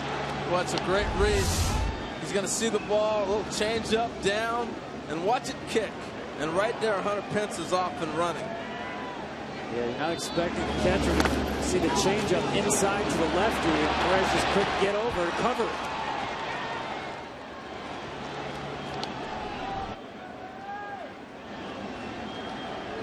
That brings the infield in with nobody out. It's a double, a wild pitch. The 2-1. 3-1. You know, you watch a guy get in rhythm and he just kind of breathes easy, flows through it. It looks simple. Shields has been struggling really from the beginning of the game. He just hasn't looked comfortable at all.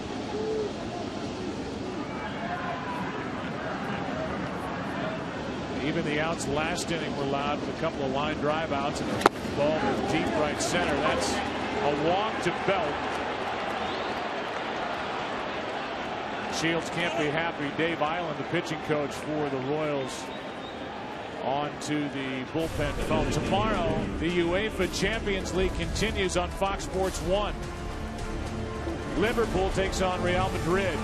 It all begins at 2 Eastern. If you're stuck at work, no problem. Just download the Fox Sports Go app and watch all the action live on your phone, desktop, or tablet.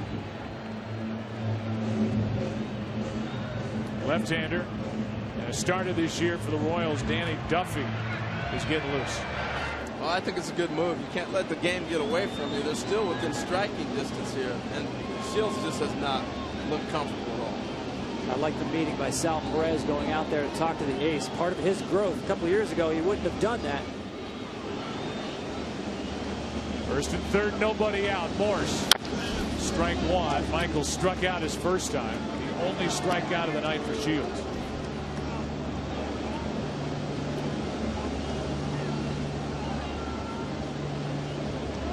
For Morse, only 2 plate appearances in September. Was dealing with a strained oblique.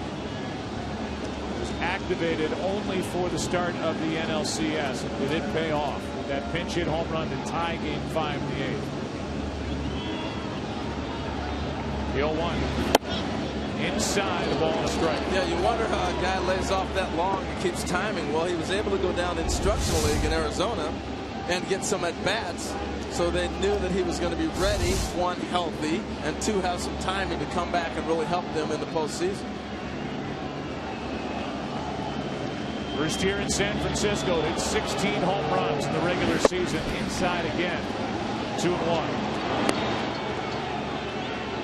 This is a situation where he'd love to throw that changeup and get a ground ball.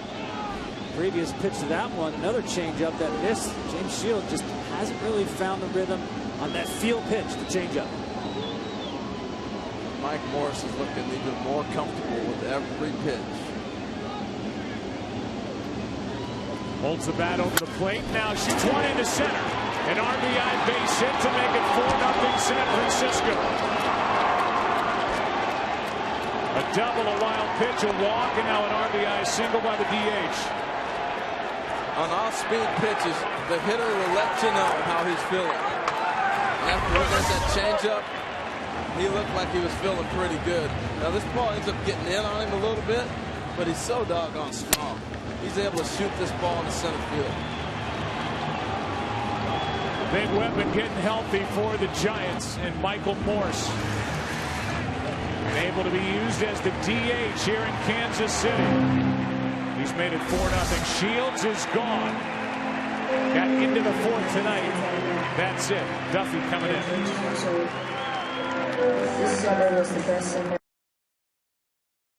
That's it. He leaves with 2 on, nobody out, and gives way to the left-hander, Danny Duffy, who, even though he won only 9 games, lost 12, had a good ERA of 2.53 during the regular season. Yeah, when healthy, this guy's got an electric fastball in the mid-90s, nasty curveball to go with it. And right away, Bruce Bochy is going to a pinch hitter. It's Perez batting for Ishikawa. So up 4-0, guys, with Bumgarner on the mound. Ishikawa's lifted from the game. And the batter will be Juan Perez, and he'll obviously stay in the game and play left. And that's the key. Bruce Bochy wants his best defensive team on the field. It's a move you normally see late in the game. He wants to defend 4 runs right now. And oh, by the way, a very good bunter, handles the bat well in a bunt situation if he wants to do that. Bochy's got such a great feel for this roster, the bench, the bullpen. He goes to the bench as the Royals go to the pen. Here's a good one.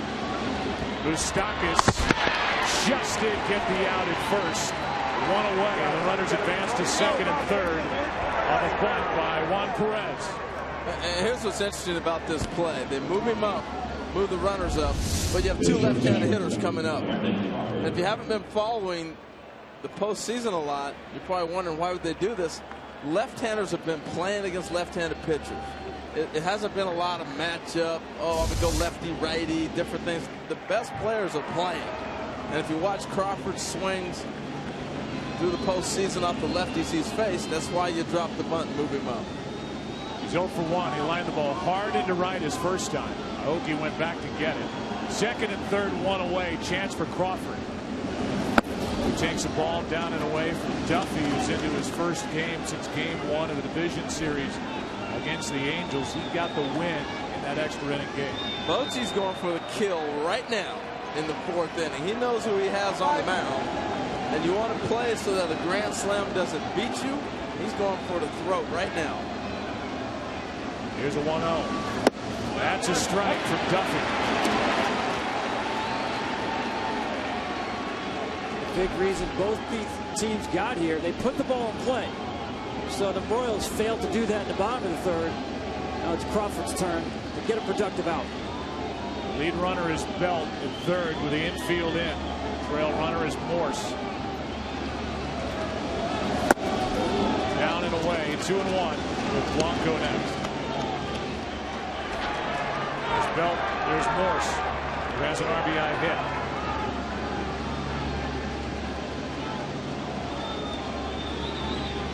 Bumgarner's probably a little upset he's not hitting right now. No doubt. This is his spot if it was a National League game. Here's a 2-1. That's on the outside corner. A good pitch, 2-2. Expect Bruce Bochy to stay aggressive and put a contact play on with the runner on 3rd. Big ground ball, infield in, send him anyway. You have a trail runner behind him, and you also have a 4-run lead.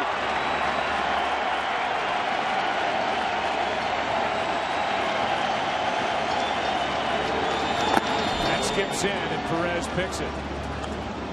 Well, he changed his motion right there on Crawford. He went with a little bit of a slide step, which you usually don't see second and third in this situation. Instead of lifting his leg and giving his normal delivery. It's not been a good postseason for James Shields. He's now watching with the rest of us. A 3-2 pitch coming to Crawford. And a walk will let him up. So the bases are loaded. Blanco coming up. Tonight's telecast is sponsored by T-Mobile, by the Lincoln Motor Company, and the first ever MKC, and by DirecTV. If you call yourself a sports fan, you got to get DirecTV. Here's Blanco. I just feel like you got to make this point that they bunted him up, knowing that you have Crawford, Blanco, and Panic, 3 left-handed hitters coming. You don't see this that often in the ball we've been playing in 2014. Matchups and lefty, here comes a right-handed hitter. I love it. I think it's so unique, but it's the way that the Giants have been playing. My best players are going to play, and Bochy has confidence that they will come through. Blanco 1 for 2. 3 RBIs this postseason. Bases loaded, 1 out. And Duffy's trying to keep the Royals in the game. 1-1.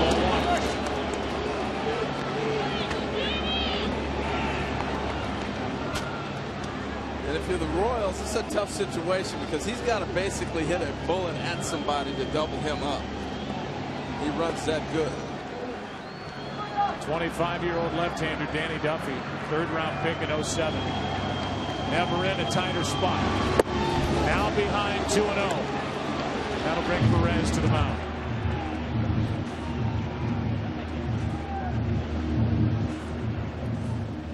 Well, you talked about Duffy being a starter, and to bring a starter in a situation like this when they're not accustomed to it, usually creatures of habit. I mean, start at the beginning of an inning or the beginning of a game to bring him in a situation when it's red hot. Sometimes you got to find out what he can do. The way you'd like to see him react. What an opportunity here for Gregor Blanco, who's playing in place of the injured Angel Pagan. He's the typical center fielder, leadoff man for the Giants, and a vital piece missing out of the bad back. Blanco's chance, 2-0, 2-1. Like he's taking all the way right here. Got a lot of confidence that he's going to see the same pitch on 2-1 that you see 2-0. Fastball.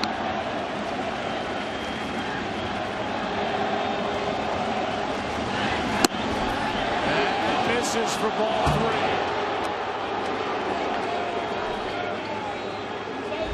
Look, this is a tough get right here when you're all over the place and then you paint one on the black. It's kind of hard to get that pitch. I know it's easy to say that's a strike, but when the guy has been all over the place, it is tough to give him that strike on the black on the corner. Now a 3-1 count.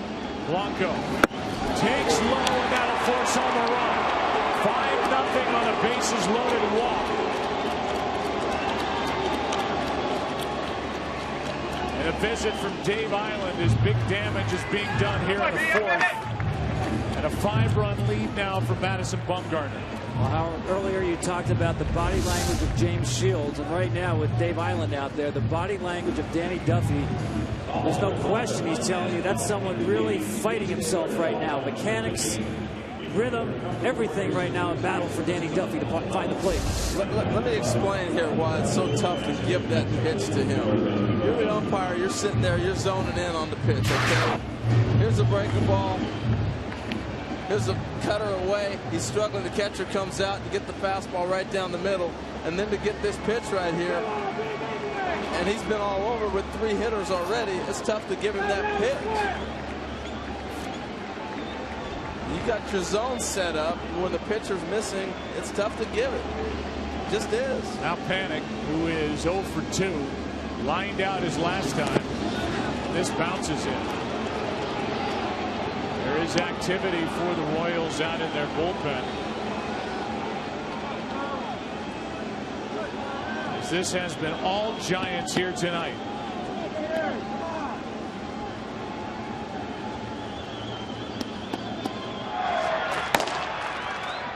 That's Tim Collins.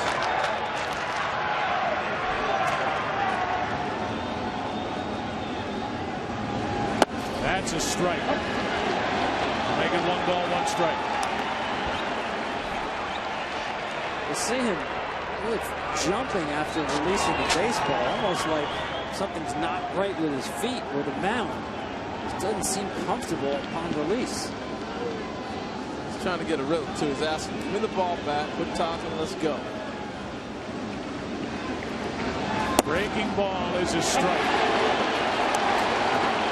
And Duffy's defense mentioned that game 1 of the division series. That was 19 days ago that he last got into a game when it mattered.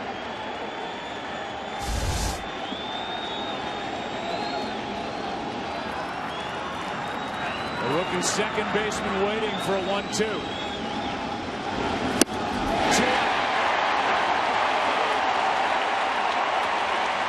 There's no doubt the stuff is there to pitch out of the jam. And the big thing for Duffy, if they can get him going, they need length out of him in this game now. You can't have him replaced here in the 4th inning. You want to get him the guy that's going to take you to the 7th inning or so and give them a chance to get the bullpen righted for the rest of the series. It's a big out.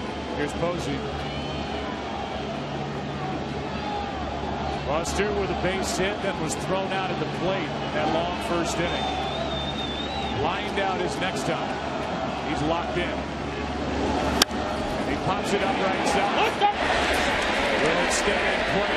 Oki is there, and the inning is over. But 2 more runs on the board for the Giants. 1 and an RBI, base hit by Morse, the other on a bases loaded walk. 5-0 San Francisco after 3.5.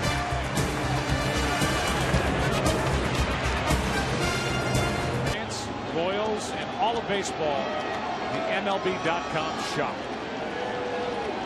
Juan Perez stays in the game, no surprise. He's in left where Ishikawa started.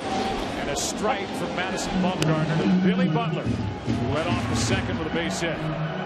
Butler, Gordon, Perez for the Royals, down 5-0 here in the 4th inning. We're going to visit with the veteran down in the dugout for the Royals. Not on the active roster. I know it's killing him. Our interview with Raul Ibanez brought to you by DirecTV. Raul, thanks for joining us. I know you want to be on the active roster. What's the feeling down there right now in that dugout? Well, these guys are still fighting. This team is tenacious and it's relentless. And guys are still fighting. There's a lot of energy in here still and a lot of belief. And, you know, not the ideal start. But we've done this before, right? You certainly have. Here's a pop-up right side. You've been around this game a long time. You came up first time in the big leagues in Seattle back in 1996. Can you put into words what it was like to be down there when you guys came back against John Lester and the A's? That was unbelievable. Yeah, that's really the most amazing game I've ever seen and been a part of, and just being down here. I mean, you have John Lester, one of the best pitchers in the game, standing on the mound in the 8th inning up by, 4-run lead late in the game. And the feeling in here was just, guys were yelling and screaming and everybody was pulling for each other and a lot of excitement, a lot of desire in here to win. And coming back in that game, that was just extraordinary. Here's Gordon, takes a strike. Bro, as the game's going on, obviously everybody's talking about the pitcher you're facing. How do you solve Madison Bumgarner? Well, I think our guys put some good at-bats on him, especially early on. I think, the first 5 guys swung the bats well, put good swings on them, and Gordon hit the line drive, semi-soft line drive to short. He stayed on him pretty good, but he's definitely a tough pitcher. He's a guy that you got to stay on and stay after. He throws, knows how to pitch, and he's got good stuff. Raul, how about your own pitcher, James Shields? Certainly we're not used to seeing him throw like that in the postseason. No, definitely not. This guy's a warrior. He's the guy that you want out there, and he's one of the toughest competitors you'll ever see and you'll ever meet. And today didn't exactly go his way, but look for him to bounce back and put up a great start next time. We keep talking about what Hunter Pence has done as an emotional leader for the Giants. You called a meeting and helped turn things around. A meeting in Chicago and kind of snap these guys back into place. Am I right? You know, that would be.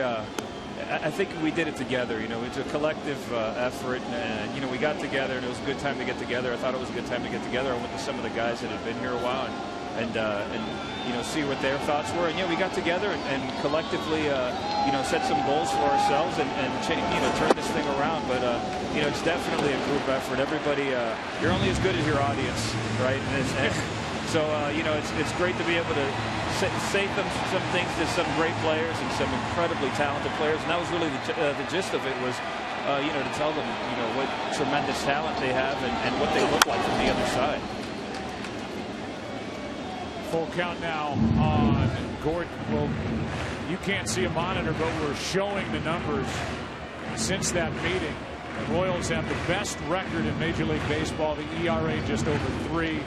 The stolen bases. And for you, Raul, the guy in his second tour with Kansas City, this is a much different feeling in the ballpark with these fans than the first time you were here. It's just fantastic. I mean, the energy in here, you know, the energy, the buzz around town is just amazing. And it's they're excited. They're hungry. They've been dying for this for 29 years, and you have a generation of fans that never saw winning baseball in Kansas City. So for them to connect to this team with these great personalities and so much talent here, and you know, for the record, you know, one of our goals during that meeting was to become the best team in baseball from that point on, and we were able to do it collectively. So now 2 out, nobody on. Here's Salvador Perez. So we're not flying into it at the end of the inning. Raul, first of all, it's been a joy to watch you. And secondly, thanks for taking some time out and talking to us here tonight in Game 1. Thank you, guys. My pleasure. Thank you. All right. That is Raul Ibanez, 42-year-old outfielder, DH. Not active, but certainly one of the emotional leaders down in that dugout for Ned Yost. Here's strike 2 on Salvador Perez. I so badly wanted to go, Raul, how long are you going to play, man? 42, looking good, hanging around still. He's having an impact on those kids, man. That's what really it's all about for him right now. I know him, and I know that's what he's about. He's still listening because he likes that headset. He can do this next chapter of his life. Here is a check swing. Perez went around, and Posey will just tag him out to end the inning. Perez is saying it's a foul ball. They appeal to the first base umpire. They're going to try to get help. Perez is saying he tipped it. Right now, it's being called strike 3 in the end of the inning. We'll obviously get multiple looks at it. Bounces in and clearly hit his bat. Yeah. But that's why Perez didn't run. You see the umpires get together. They got it right. They are saying foul ball. It's the old cricket play right there. Hit it on the short hop. That ball's a swing before you. Dave was right. It was a swing, but it bounced and hit the bat. So foul ball. Perez bounced back into a double play his first time up. Bounces in 1 and 2. They tried it another time. You're going to check again? Maybe he'll miss it on this one. I mean, that came back with the same pitch. It's almost like when a guy swings and hits a ball to his foot, and they say, all right, let's throw another one in there. Let him hit his foot again. 2 out, nobody on. Perez, 4 out of 35 this postseason at the end of a long year. A strikeout, and that's 4. And all 4 have come over the last 2 innings for Bumgarner in charge, up 5-0 after 4. Back after this from your local Fox station.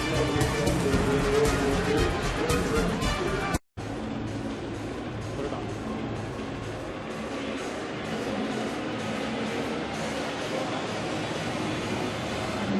Pablo Sandoval first up as we go into the 5th inning of Game 1. Sandoval doubled into the right field corner his first time for an RBI, then scored on the home run by Hunter Pence. Giants led 3-0 in the first inning. Bumgarner's taking care of the rest. It's a 5-run game. Strike 1. Danny Duffy We'll do what Harold said last inning, try to get some length out of the bullpen to take the load off that terrific group that's behind him in the pen for the Royals. Looking ahead to tomorrow and trying to keep his team in at strike 2. Well, a couple things with that. You know, you've got to think about there's a series being played. If you're looking at being able to have that bullpen healthy through 7 games. The other thing, Joe, I was talking to Pablo Sandoval before the game, and I said, when was the last time you hit right-handed? We've been following, what, for 2 weeks we did the National League. We haven't seen him hit right-handed at all. All day, brother. Here's the 2, and it's foul backing out of play. He likes that right field corner. Go back to the 2012 All-Star game. He was batting left-handed against Justin Verlander, and he rocked one into the corner to unload the bases. Also in the first inning tonight, hooks one down into the corner, and that was against Shields. So batting lefty, that's his favorite spot. Here's a foul off the plate. The count stays 0-2 on Sandoval. The NL won that game in 2012 8-0, and that was the year the Giants had home field advantage in the World Series. Didn't matter. They swept the Tigers 4-0. The common denominator on those 2 hits, other than location where they landed, location of the pitches. Breaking balls that were really well out of the strike zone. This guy's a nightmare to pitch to. Barrel on just about anything.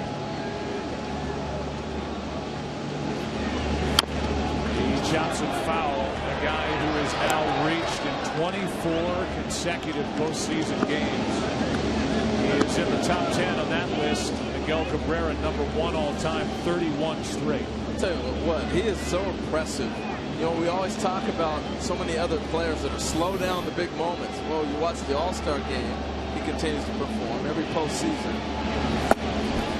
Time to give him some credit for being a big-time player himself.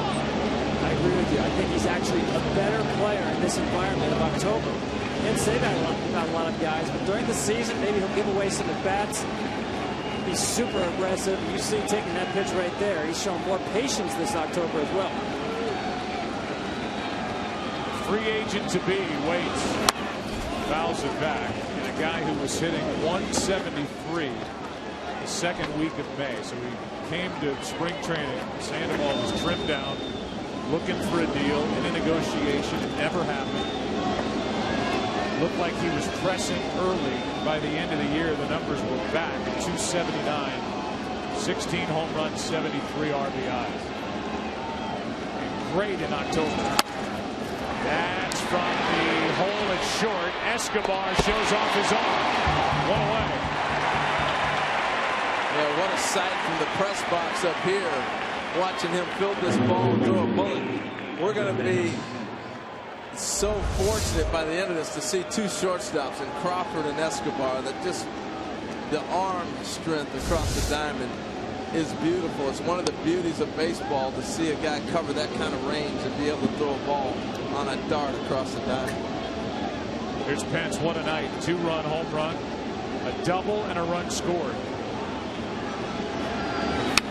He's up there hammering it, strike 1. He loves that high fastball, no question about it. That's where this pitch is. Doesn't have to be a strike for a lot of these Giants hitters to go chasing it.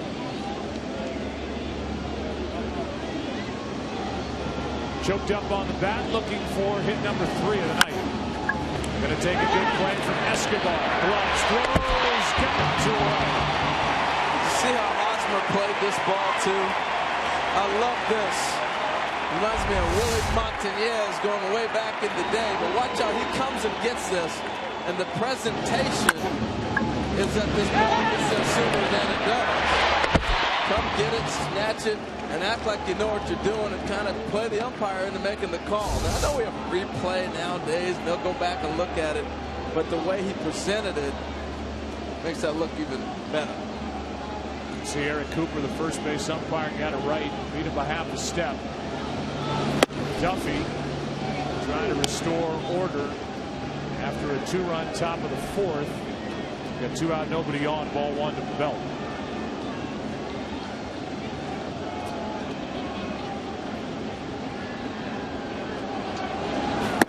Bit of an issue now with Shields, who is the front man in this rotation. Tonight, can't get an out in the 4th inning. No decision in the wild card game, went 5. Won game 3, the division series against the Angels. He went 5 in the ALCS game 1, allowed 4 runs on 10 hits.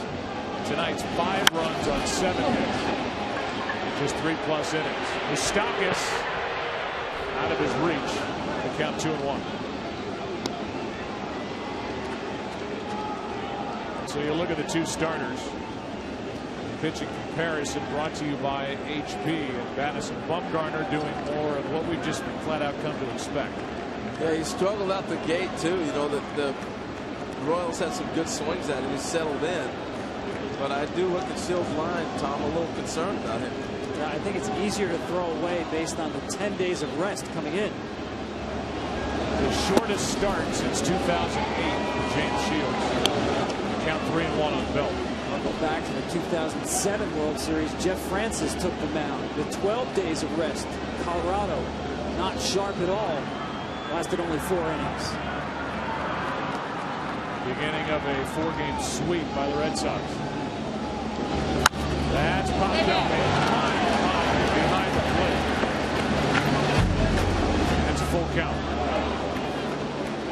Well, I think, Tom, you nailed it at the beginning of the game with Shields. It's the touch and feel of the changeup for him. Now, I know he was up to 93, 94, but you look at him more of a touch and feel pitcher than a guy that's going to reach back and try to blow it by you. This crowd hasn't quit in game 1. You know, the Royals won't either.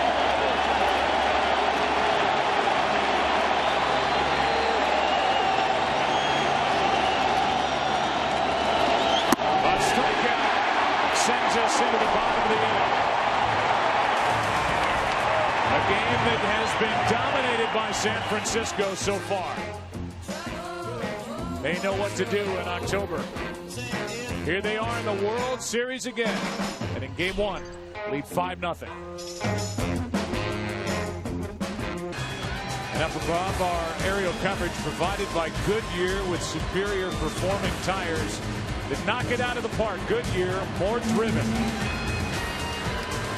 Madison Bumgarner pitched in the World Series at the age of 21, the age of 23, now at the age of 25.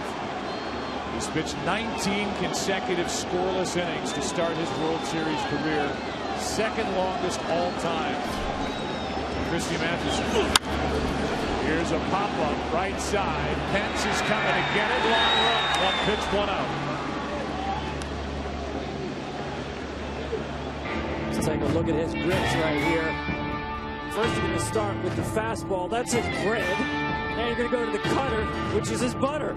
There's a changeup right there. Don't throw too many of those. That's the cutter. That's the equalizer. Mix in the curveball. What I like what he's done today is he's added and subtracted. He can throw a 67-mile-an-hour curveball to Perez, well below his normal speed, and he's flipping cutters up there at 86, 85, and normally it's 88, 89.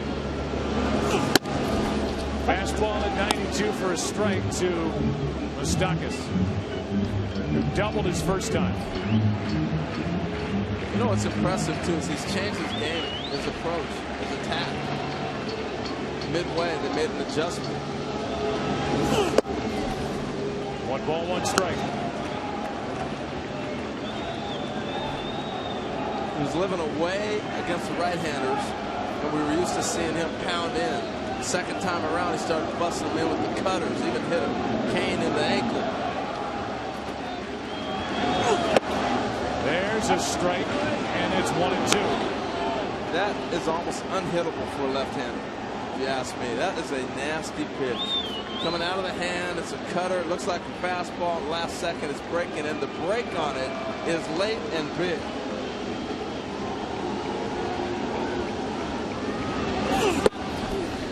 Moustakas able to lay off the pitch. 2-2.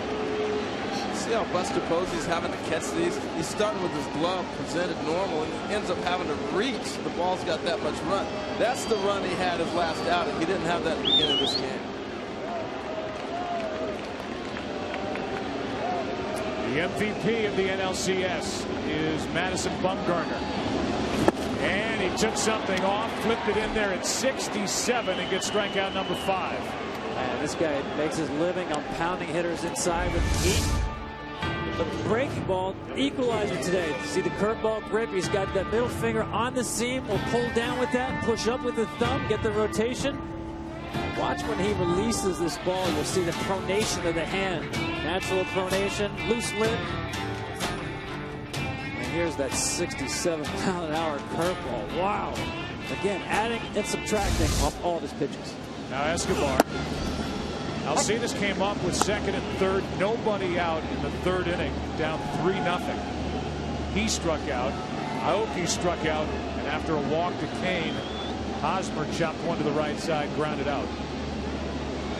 Really the only threat of the night for Kansas City. Yeah, they had a big opportunity that inning. Second and third, no outs. And Joe, you're talking about the inning scoreless streak. That was the inning that you thought, okay, he's going to give something up here. Here's his 1-1. That's into right. Pence is there. And that's 5 shutout innings put out by Madison Bumgarner, who is rapidly becoming one of the best postseason pitchers we've seen in a long, long time. Game 1, 6th inning. Giants bat up 5. RP, real possibilities. And by the new Samsung Galaxy Note 4, the next big thing is here. 6th inning rolls in. Michael Morse is first up, the DH. Does he like that role? For more on that, let's go down to the field and Kenny Rosenthal. Well, Joe, Michael Morse entered the night .217 career hitter in 129 plate appearances as a DH. He said the problem was he would tend to dwell on his poor at-bats, nitpick them when he should be out in the field. So his plan tonight was to mimic the experience of being out in the field, ride the stationary bike, move around in the dugout, stay on his feet. Tonight he's 1 for 2 with an RBI single his last time and that 2-run fourth. Well, it's working, I guess. He leads it off here in 6th. You know what's difficult for Mike Morse is he was a shortstop, believe it or not, in the Mariner system when he was first coming up. And when you're used to being in the middle infield, you're always in every pitch. Sometimes outfielders, don't get me wrong, guys, they drift away at times, but middle infielders are always locked in. That's a tough transition. DH waits and fouls it back at a good swing. You know, Brandon Crawford still doesn't believe that big Mike Morse came up as a shortstop. He's asking for video proof. He did. He had 40 home runs. I remember when he was in the Mariner system in A-ball, he had like 40 homers and he was a shortstop. I'm thinking, man, all right, the next great one coming. Yeah, next A-Rod. Yeah. Morse on 1 and 2. Hits it in the air down the line. Hooking is foul. It's a good pitch. I know he pulled it foul. Watch him pull the hands in, but that's exactly what Duffy wants to do. You're either going to hit this foul or you're going to miss it. And now he's set up for a pitch away if he wants to go ahead and get him. That's a good pitch. Now you got him looking in a little bit more, protecting inside. Duffy has retired 5 straight.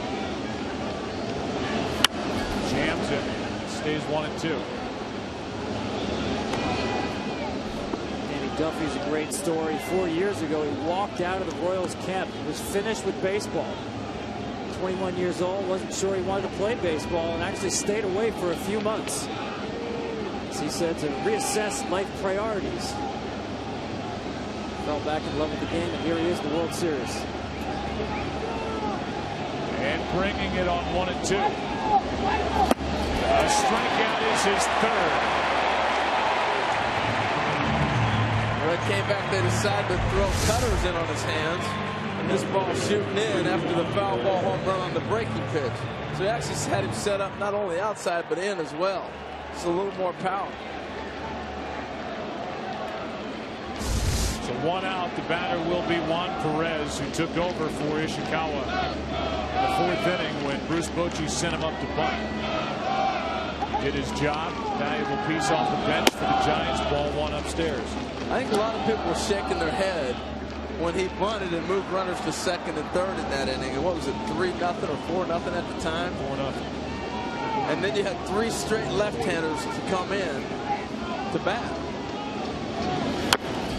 It's as Danny Duffy had taken over, and what followed was a walk to load him up and a walk to force home a run. Yeah, and I think because of the way Brandon Crawford has been swinging against the left-handers in the postseason, facing choke and always having the tough matchup left-hander that they went to get, whether it was the Dodgers or the Cardinals, I think it gave the confidence in Bruce Bochy that, yeah, they're going to have an infield in or somebody drawn to a position. He'll put the ball in play and get my run.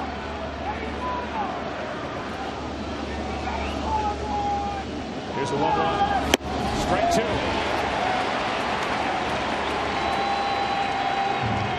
The last point on that, Joe, I think because he had Madison Bumgarner on the mound, you make that move and try to go ahead and step on their throat right there, that half inning.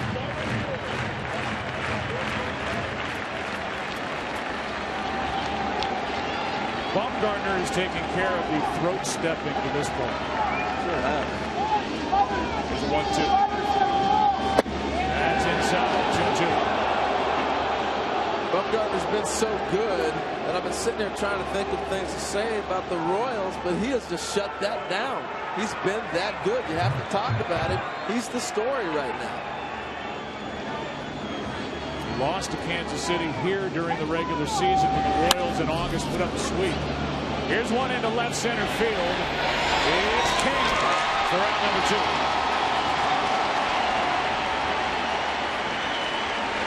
Danny Duffy, to me, uses every bit of his height. Watch the length of his stride and the reach towards home plate with the release point.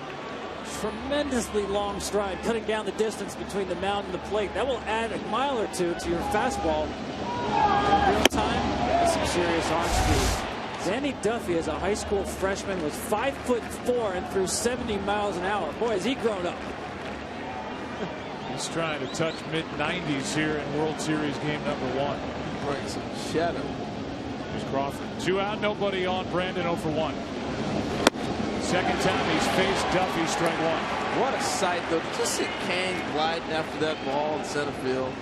It reminded me of Devon White going back in the day when Devo used to just take those galloping lobes and it looked so easy. Man, he and Gordon were both just gliding. They're fun to watch. This is going to be fun to watch these guys run balls down. This is a great defensive outfield in Kansas City. Covering a lot of acreage out in the outfield here at Kauffman Stadium.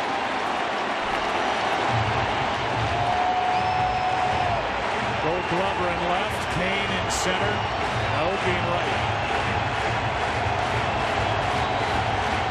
Dyson coming off the bench late.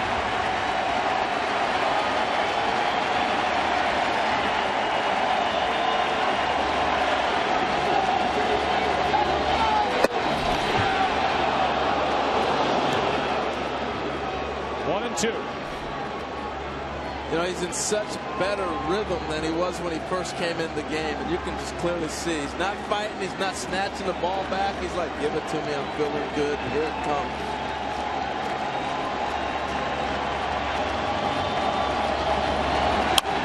To the right side, got to get over and cover.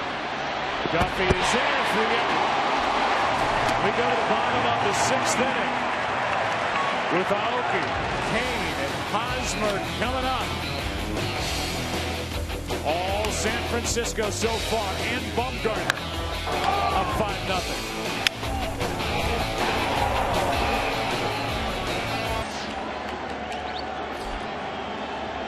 Can they crack the code of Madison Bumgarner? No runs, 2 hits allowed, showing Bunt taking the ball. He's got the infielders moving all over the place. Yeah, and here's where you start pecking away if you're the Royals, and I love the fact he's got Sandoval pulled in. He's taking first pitch, looking to bunt, looking to make something happen. Pitch number 78 is in for strike 1. We noticed before the game that the area in front of home plate, that they watered down more to keep it harder. The Royals hit more ground balls than any team in baseball. Bumgarner, strikeout fly ball pitcher. Good job by Aoki to lay off that pitch, 2-1. What Bumgarner's done against the Royals in this hot streak that the others did not do is have a starting pitcher go deep in the game. The Tigers didn't do it. The Orioles didn't do it.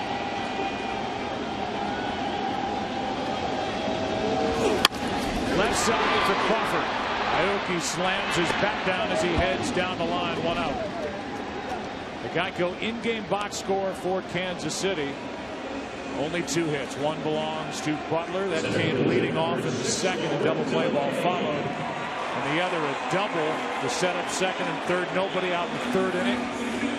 But Bumgarner took over. He struck out 5 since then. Walked only 1.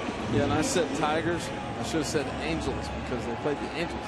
And the Orioles played the Tigers, right? That's what happened when they got caught up in the National League doing all their games. 1 out, nobody on for Lorenzo Cain. He's been hit by a pitch and walked. Strike 1. Yeah, but to your point, Harold, I think it's really been a bullpen postseason. Bumgarner 4 times already has pitched 7 innings. No other starter has done it the second time this postseason.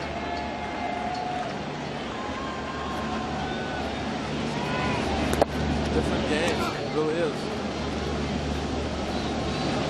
And I think the trend's going to continue. You know, as we continue to talk about pitch counts and worrying about protecting arms and the investments that have been put into pitchers, how can you blame front offices? I think it's going to become more of a bullpen game now. Cain trying to get on for the 3rd time tonight with 1 out. In the hole 1 and 2. Eric Hosmer is on deck. Kind enough to wear a microphone for us tonight here in game 1. We'll give you some of his sound from the first 5 innings here tonight. I had to double take. I looked down at like he's going to talk to us right now. No. It's one way. Here's a 1-2. Cain fouls it back.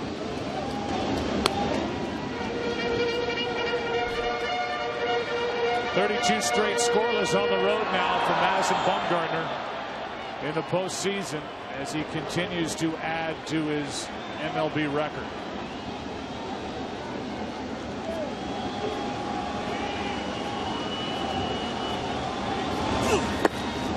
Two and Cain has shown some good patience here in this World Series game 1. Well, this is the versatility of Lorenzo Cain. He can hit at the top of the order and act as the leadoff guy, and he can hit in the middle of the order like we're seeing tonight with the guy that can drive some runs and have a little pop.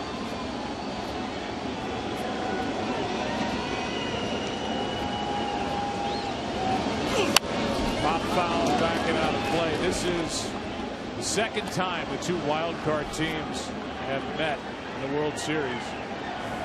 The only other time in 2002 the Giants and the Angels met. That was a 7-game series won by the Angels. What are we going to get out of this series? Bumgarner doing his thing. 2 evenly matched clubs coming in. That's off the plate. Tough play. Crawford got the high hop.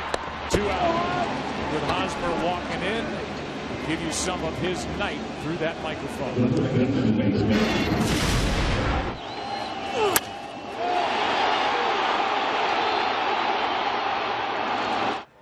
Blanco ran that thing down like it was nothing.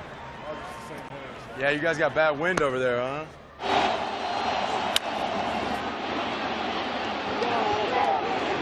Cutter's slow, huh? Yeah, it's like slider. All the way frost too. It's a slider. Yeah, sure. I looked up at it. I was like 86. Yeah. Jesus. Probably the first to it the first time. Man who's got a haircut named after him, the Haas, that modified mohawk.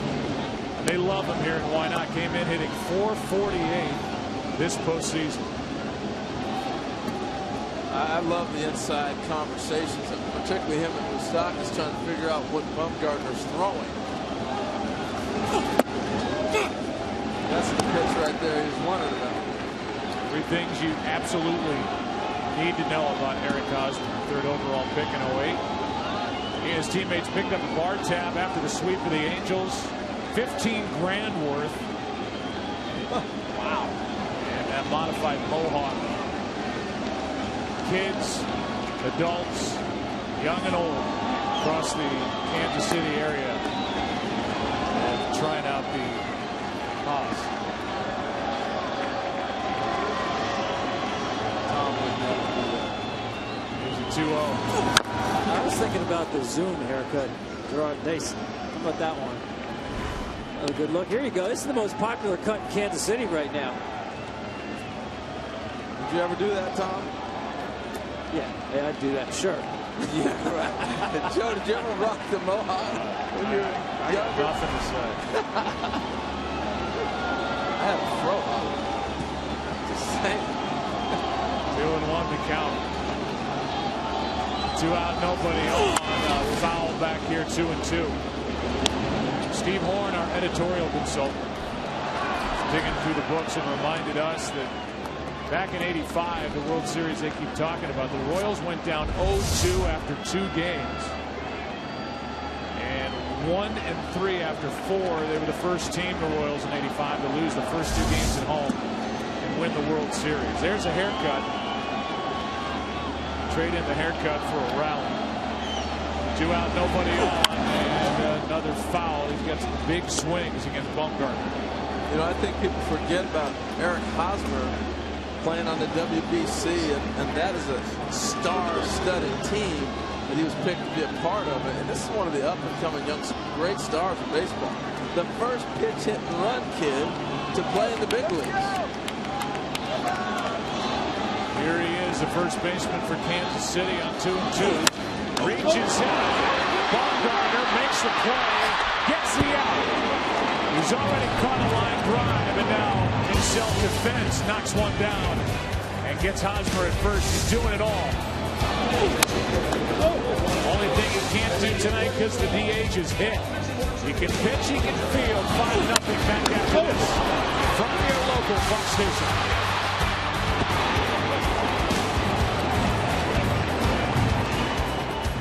And Madison Bumgarner.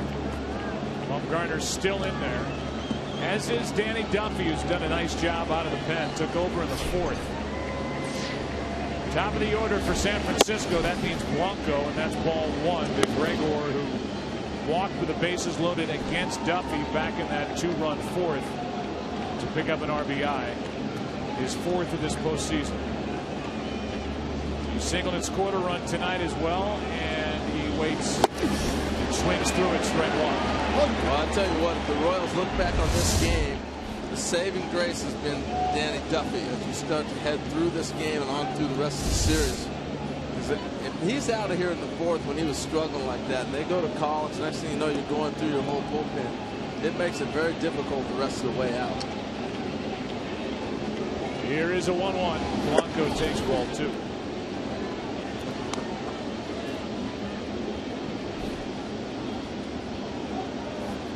American League won the All-Star game in Minneapolis, so AL, in this case the Royals, have home field advantage in this World Series, and that's not a small thing. That's fouled away. Since 1982, the home field teams have won 25 of the 31 World Series, including the last 5 straight. 10 of the last 11. Big advantage when you get to a Game 7 if you happen to get there. No one on the road has won a Game 7 since 1979.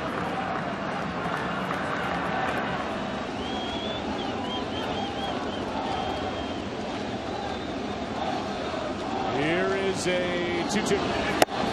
Ball 3. Blanco, Panic, and Crawford all give you tough at-bats.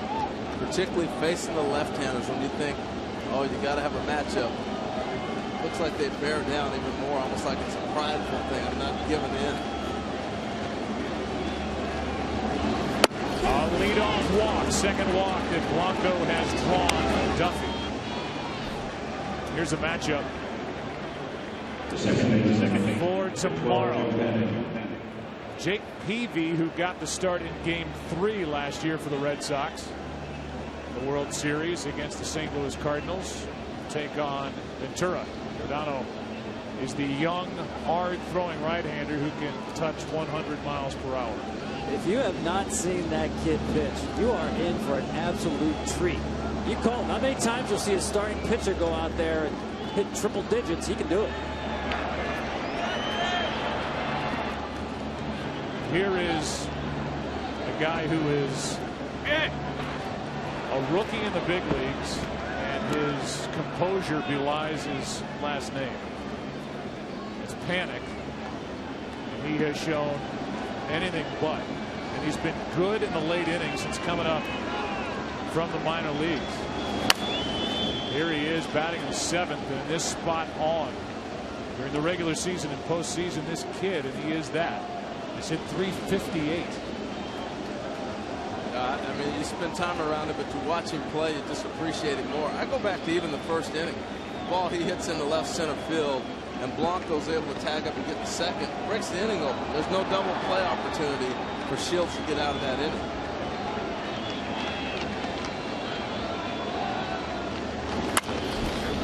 That's strike 2.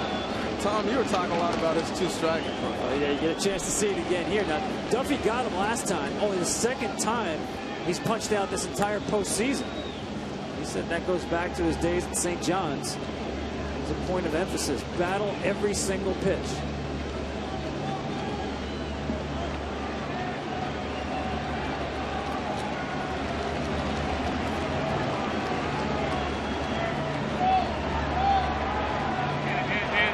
I told the story during the NLCS that Panic's father grew up in the Bronx, so he grew up a Yankee fan. And just because of the timing, the first guy that he really latched onto with the Yankees was Wade Boggs. Most of us identify more with the Boston Red Sox. But that's what led Panic to becoming a left-handed hitter. Here's one into right center field. That ball is down for a base hit. Gets by Aoki. Panic is going to dig for second. Blanco all the way around on an RBI triple by the rookie. It's 6-0. As the Giants add to their lead, a walk and a triple here in the 7th. I think his strength fools you because it looks like he's fooled on the pitch. You see him out in front, and the ball just continues to take off on Aoki. Instead of taking an angle back to maybe cut that ball off, I think he thought he had a chance, and right there he realized this is going to be by him. Panic's stronger than you think. The ball he hit the left center field took off on Kane, who ran that ball down. Just to finish, that's why Panic became a left-handed batter. He said if I had come along and the first guy I saw was Jeter, I'd be a right-handed batter. But he homered in Game 5 in the NLCS, and now here tonight he has an RBI triple in the World Series. Pitching change with Collins coming in for Kansas City. 6-0. Joe Panic is on at third with an RBI triple. Buster Posey with the infield drawn in. Waits for the first from Collins. In for strike 1, and with that RBI triple, Panic becomes the second Giants rookie to hit a triple in the World Series, joining Hall of Famer Bill Terry back in 1924. That's foul and dangerous between Panic and Flannery. Strike 2.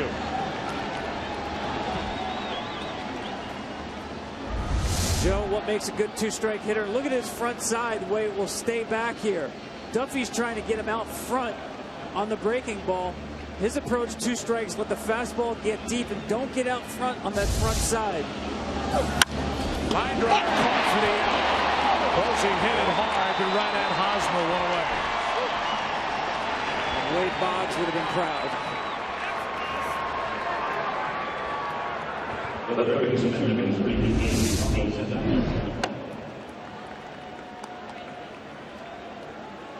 Just watching Eric Hosmer. Defensively, we watched him have some nice swings. You can see why he's one of the elite young players coming in baseball. And I'll tell you, tomorrow night, Game 2 of this World Series is Sandoval stands in and takes a ball. This is a tough lineup for any right-hander right now to try and navigate. And the guy who will try and do that for the Giants is Jake Peavy.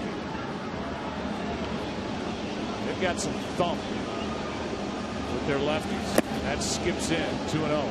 Plus, it changes the dynamic of holding runners, too. I know they haven't had a lot of traffic on the bases, but a left-hander, whether you have a good move or not, and Bumgarner's done a nice job of giving them a look.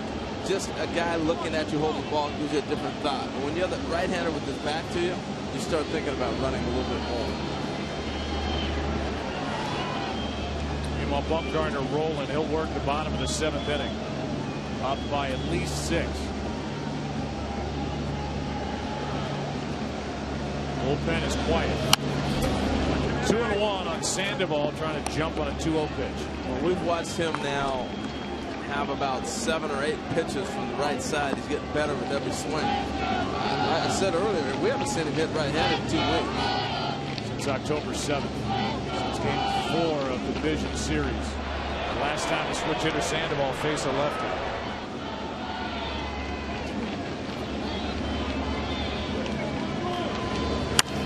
That's through the left side for an RBI base hit. It makes it 7-0, and Sandoval now has 12 multi-hit games in his postseason career.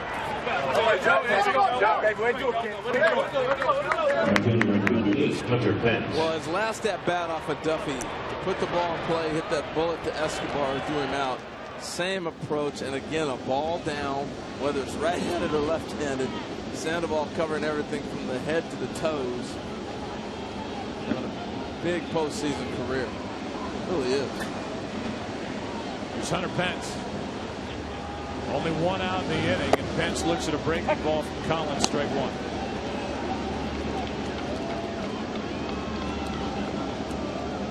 Two-run shot by Pence in the first, a double, a run scored in the 4th, grounded out in the 5th. 1 ball, 1 strike from Collins.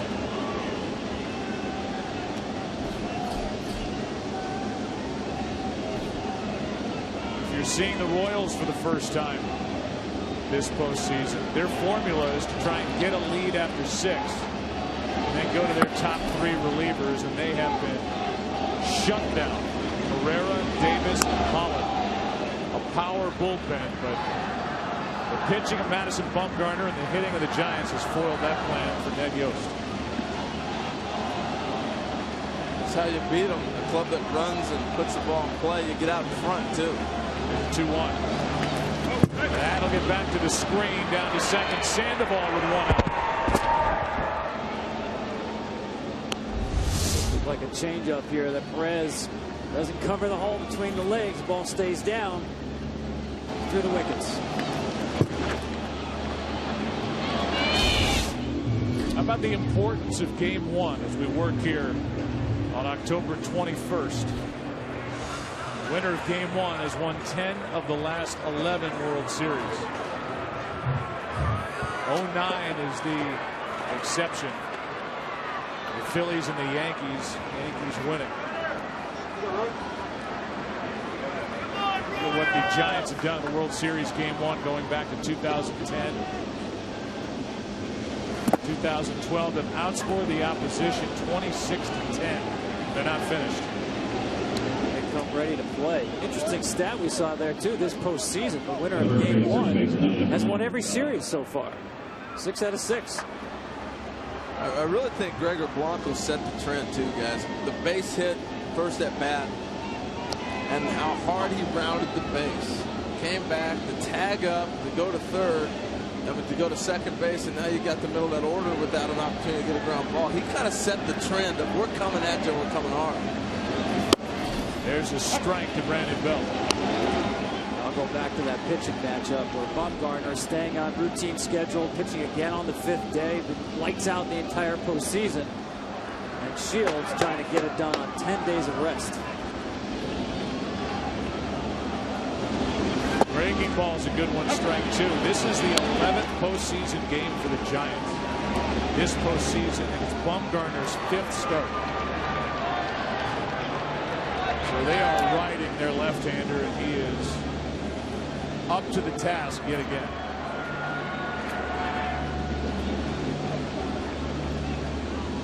The 0-2. You know, the amazing thing, Joe, and you've seen this more than we have, is Bruce Bochy is like, check your attitude at the door. You know, one year it's Kane, one year it's Lincecum. Now we're talking about Bumgarner, and I'm riding the guy who is the guy. Everybody else can check your attitude at the door, and they've all bought into it.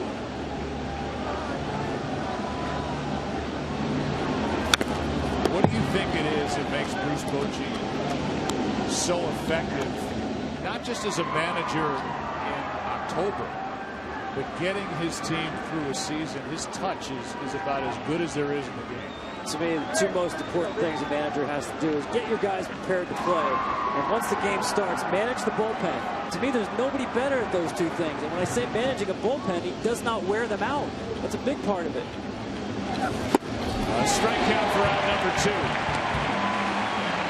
Well, I think the other thing too, Joe, is your bench and being able to let guys know you're a valuable part. You're going to play, and I'm going to use my whole 25-man roster. He does a great job of that. Yeah, there are people that said coming in that if Bruce Bochy wins another World Series, he stamps his ticket for the Hall of Fame. I don't know that he even has to win a 3rd World Series, but he's managing in his 4th. He took the Padres to the Fall Classic in '98. Yeah, I think I have been already, Joe. And this run with the Giants, 31-11 in the postseason coming into this game. Well, it's not an accident. You get a vote, don't you, Tom? Lucky dog. 2 on, 2 out. Batter is Morse. PH 1 for 3 with a pair of strikeouts.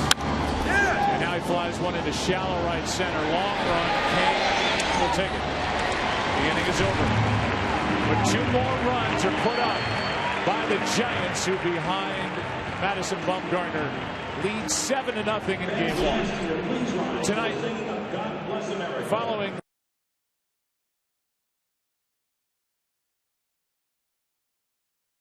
to stand up and honor the military service members and veterans who have served our country. As part of its Express Your Thanks program, Bank of America will donate $1 for each person in attendance tonight toward its goal of giving $1 million to nonprofits dedicated to helping our troops succeed here at home. And now for the introduction of God Bless America, we go to public address announcer Mike McCartney. And now for the singing of God Bless America, please welcome retired Naval Petty Officer First Class Generald Wilson. God bless America, land that I love. Stand beside her and guide her through the night with the lights from above, from the mountains to the prairies, to the oceans white with foam. God bless America, my home, sweet home. God bless America, my home, sweet home. Wow. Generald Wilson, God Bless America. By participating in tonight's standing salute, the fans here in Kansas City, some of them service members and veterans themselves, just helped Bank of America reach its goal of hitting 1 million expressions of support and raising $1 million for Welcome Back Veterans and Wounded Warrior Project. Thank you. Beautiful night in Kansas City, mid-60s. Aerial coverage provided by Goodyear, with superior performing tires that knock it out of the park. Goodyear, more driven. What more do you want out of your ace, your horse? What the Giants have now come to expect out of Madison Bumgarner, who starts Billy Butler with strike 1. He's been incredible. I like the fact of how he's made an adjustment. He struggled through there the 3rd inning. He got out of that big jam. But now we're watching him throw the cutter back in the hand. He's got the movement again. Sharp. Steal. Is this guy built for October or what? Built like a brick house. 254 innings deep into this season. There's no drop off in his stuff at all. Spreads out, shows that wingspan, and flings it home. This is down and in ball 2. Tom, you sound amazed. Well, because we pay so much attention to innings, and especially for young pitchers, we forget he's still only 25. But Bruce Bochy telling us, I don't have to worry about that with this guy. We watch him closely, of course, but a non-issue in terms of the workload.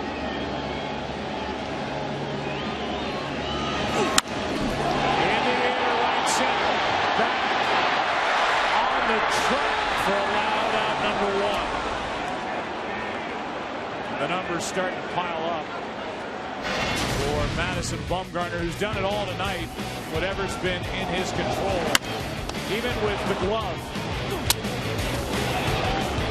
Starting a double play. He's handled a couple of comebackers. He has struck out 5. He's walked only 1. He's allowed no runs on 2 hits. Now retired 11 straight.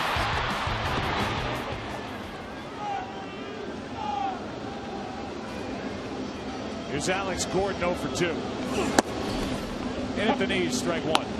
Tom, I tell you, we spent a lot of time around the pitchers. John Smoltz, Al Leiter, Anthony Zach. Big guys, right? And they always say you can't define a pitch count because everybody's body type and what they can do is different. You can't put a pitch limit on this guy. Or an innings limit, as Tom said. They are piling up, and you wouldn't know it. No, and really, the pitch count itself is a non-issue because he's so aggressive. He came into this game 70% strikes in the postseason. That's just crazy good. Well, here's pitch number 100. 1 out in the 7th. Bell. Now 2 out in the 7th. 12 straight. Retired by the giant left-hander. Tonight's telecast is sponsored by Bank of America, the official bank of Major League Baseball, by T-Mobile, and by Budweiser, the official beer of Major League Baseball. Here's to Budweiser. Here's to baseball. Here's Salvador Perez 0 for 2. Just 4 out of 36 in the postseason. Strike 1.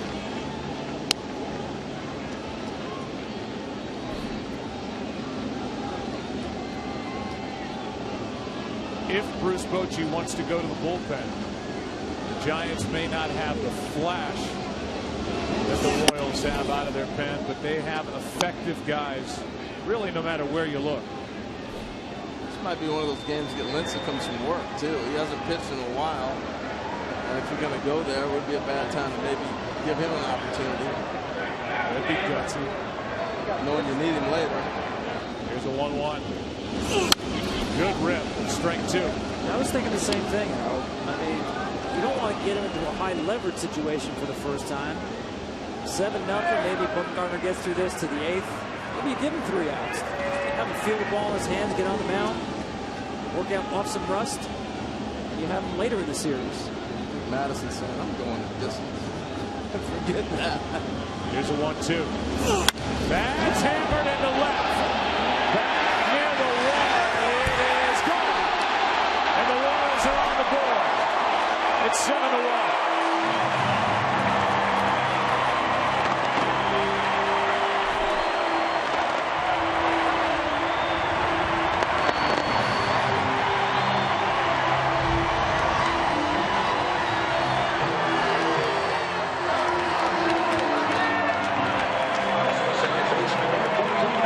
His first of the postseason. Well, Joe, you talked about the layoff would be good for Salvador. You can clearly see he got to a cutter in on his hands that he wasn't able to reach in the last week and a half. Now a strike to Infante. Once this ball starts to cut back over the plate, and he hammers it out front.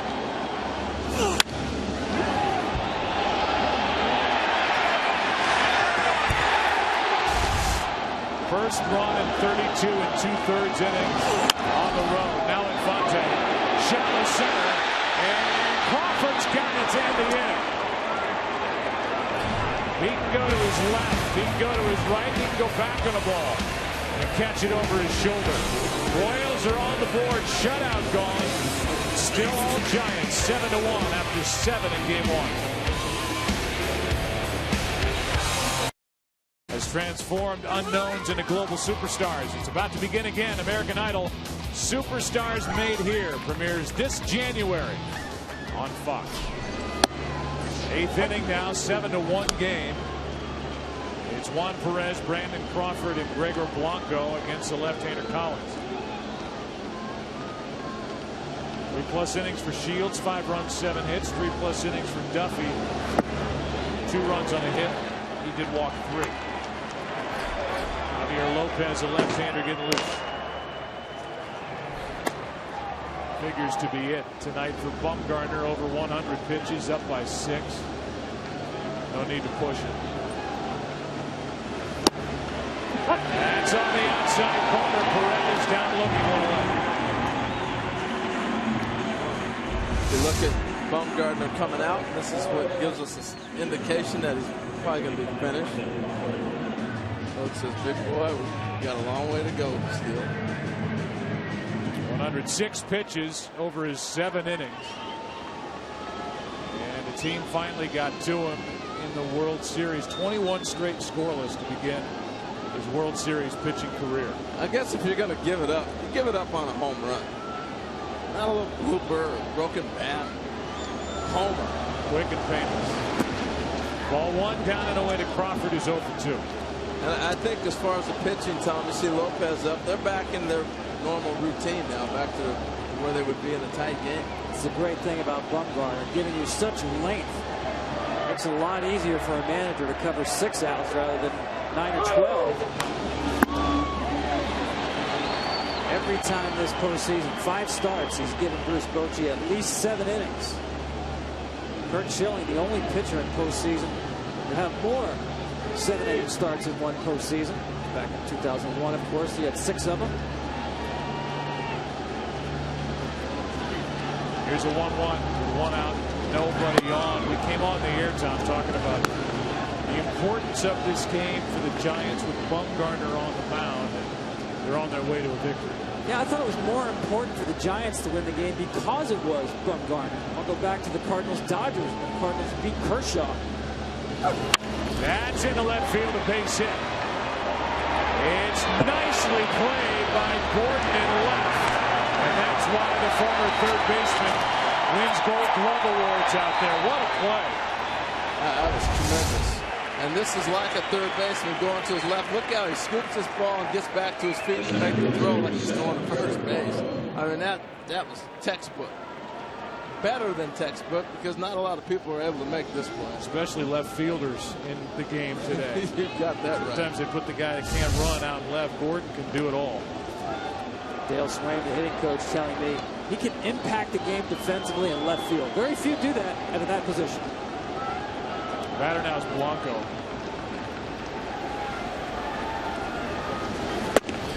A strike off the outside corner. Alex Gordon left has 62 assists since 2011. That's 16 more than anybody else in the game because he'll charge the ball like he's still on the infield, come up gunning. He's got a great arm. That misses. 1 ball, 1 strike. What's amazing is he's not a plus runner.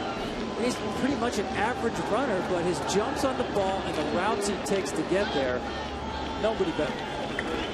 Well, you talk a lot about Rusty Kuntz if you've been following the Royals, the first base coach and outfield coach. There's a 1-1 from Collins over below. Working with these guys tirelessly, and I speak from personal experience when I was in Seattle and we had Ken Griffey Jr. and Jay Buhner were young outfielders, and Rusty worked those guys into being Gold Glove outfielders, and just his method of work every day. Popped down foul territory. Moustakas. 2 out. So getting back to what I I said about Kershaw. When you beat the other team's ace in game one, you flip the entire series. And now look at this. This is unbelievable to me. Taking nothing away because you're obviously getting experience on the mound for the Giants. 4 pitchers, 4 games, 3 pitchers, 4 games under 500. Never happened before in the World Series. And that's how they'll line up. Games 2 through 4. There's Vogelsong on the left, Hudson on the right. We already heard from Jake Peavy, who was picked up from the Red Sox mid-season and really turned his year around. 1 on, 2 out. Panic flies one into center for Kane. Easy for Lorenzo. Bottom of the 8th inning rolls in. Time has not run out yet on the Royals. 9-1-2 coming up as they trail by 6.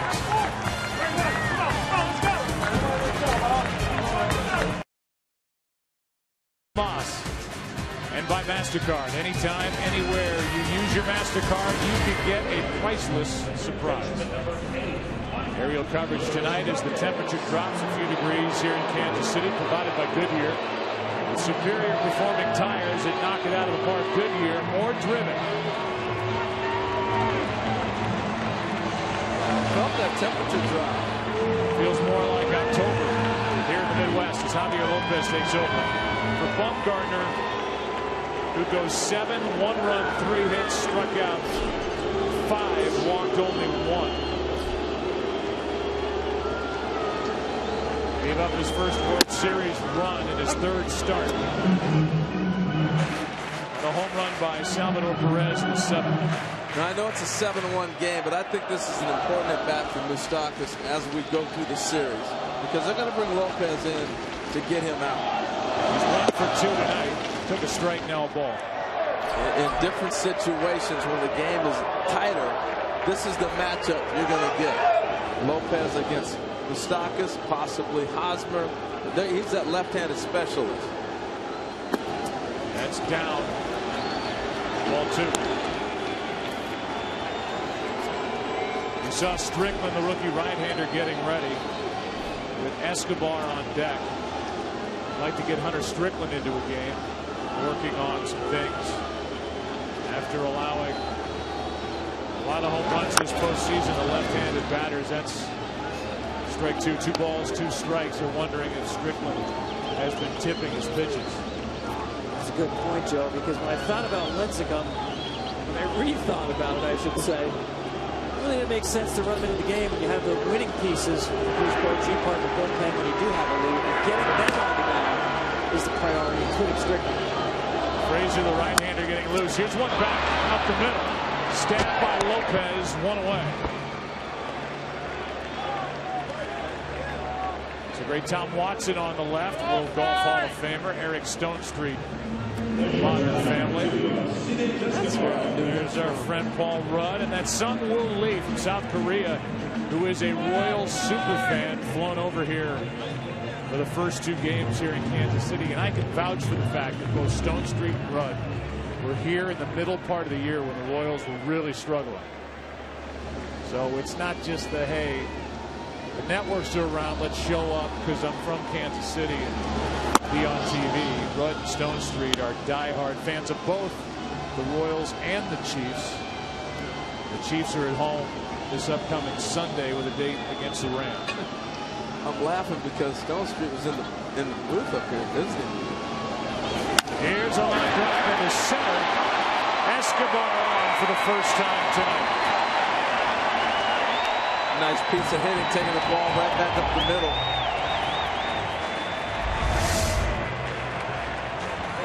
Ball started to run on him. You see how he stayed with them the whole way. This is going to be a great view. Just taking it right back where he threw it from.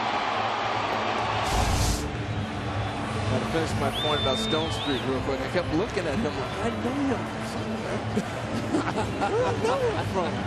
And now I know. The hit, Modern Family. Yeah. Here's Aoki. Last hitter for Lopez with a right-handed hitting Kane on deck.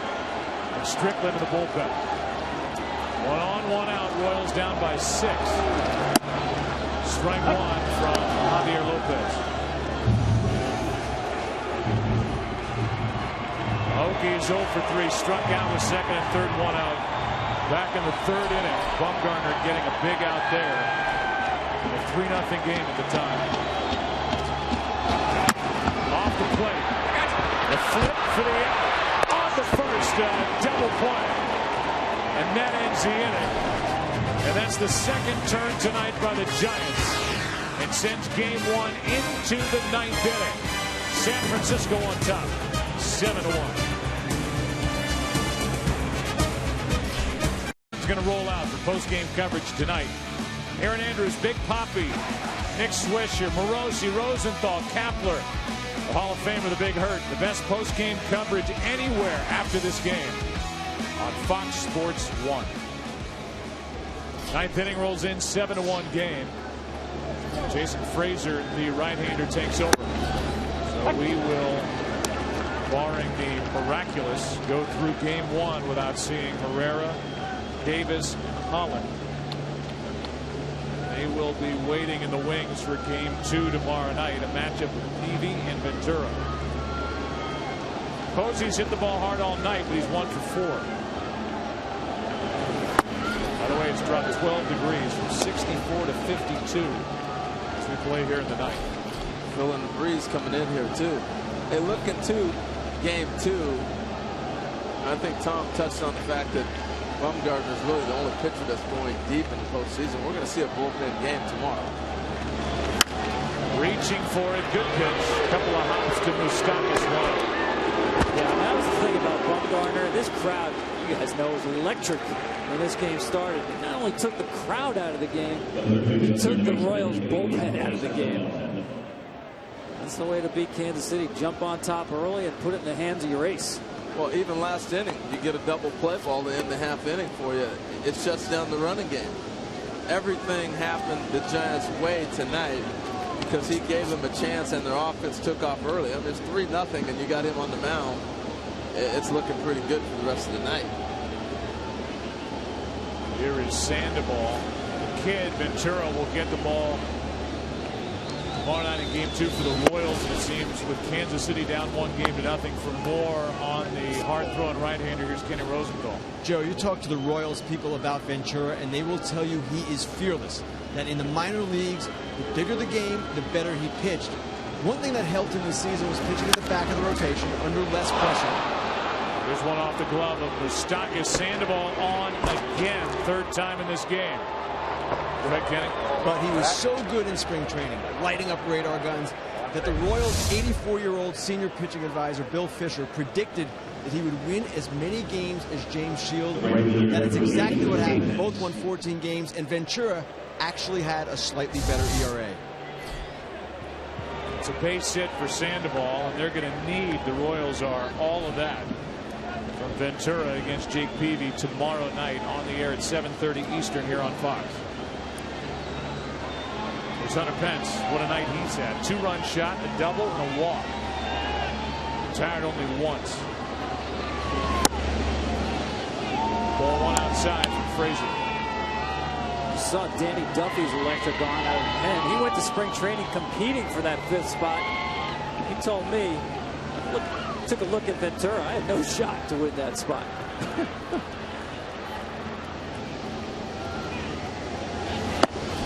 That's in for a strike to Pence. That's the beauty of baseball. I love it when a guy bursts on the scene and he has the perfect nickname. You know, next thing you know, he's Ace Ventura and he's got a 100-mile-an-hour fastball. And what do you want to do? You want to tune in and watch him. Here he is now throwing game 2 of the World Series. 1 ball, 1 strike. 1 on, 1 out. Good heat from the former Texas Ranger. Strike 2. Threw it by him at 92. I feel a little bit sorry for Jason Frazier. Softest, I'll put that in quotes, thrower in that bullpen. Everybody else coming out of there throwing 94 and above. Good split, good breaking ball, and enough of a fastball certainly to get by a good fastball hitter. Change of scoring on that ball hit by Sandoval to an error on Moustakas. Tough error. That ball slicing away from him, hard hit. Yeah, we saw that happen to Matt Carpenter in the last series. So no 3-hit game for Sandoval, who's on base for the 3rd time. count evens at 2-2. Strickland getting ready for the bottom of this ninth. Well, sometimes when the game is ugly, you kick a ball like that, you're not going to get the hit. Tight game, may have got a knock. Strickland can't wait to get back out there, having allowed 4 home runs this postseason. And he will get his chance in the bottom of the ninth, and it won't be easy. He's got the 3, 4, 5 hitters. So a challenge for the young right-hander who can light up a radar gun. Yeah, I think the big challenge, one of the things they want to try to do is get him to face some more right-handers, but I think the challenge will be facing Hosmer, the lefty, because that's who's been hurting him with the long ball this postseason.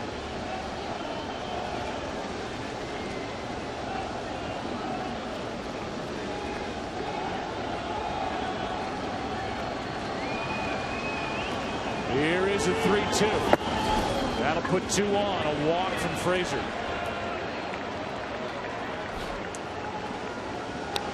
So Pence is on base for the 4th time in this game. Nice of Ventura and Peavy to stand there for that long. Just pound their fist in the glove. Do it again, guys. As gloves are broken in now. Smile, smile from Ventura. Kind of that glare from Jake Peavy. Veteran right-hander. Escobar and Sandoval talk it over at second. Pence and Roberto Kelly talk it over at first. And here is Brandon Belt. Not many have left. Waited a long time for the World Series to come back to Kansas City. Most are going to watch the whole thing. Yeah, this is a happening right here. It's the whole town, whole area. The Giants, who have won 8 straight postseason series, dating back to 2010, are on the way to handing the Royals their first loss of this postseason after setting a big league record, winning the first 8.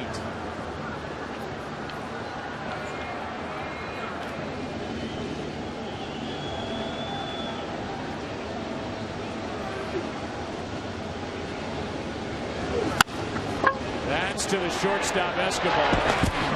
Out at second as they just got Pence 2 down. Well, I thought that was going to be that's a real difficult play because they're in the shift. He has to run. Now, the flip it underhand, I was thinking, uh-oh, you're going to have trouble with that. Part of the reason he's flipping underhand is because Infante's on the run from where he was at, positioned over in a shift position at second base. So the ground ball really took them and made it a difficult play, a routine play become difficult. Here's Morse. First and third, 2 out.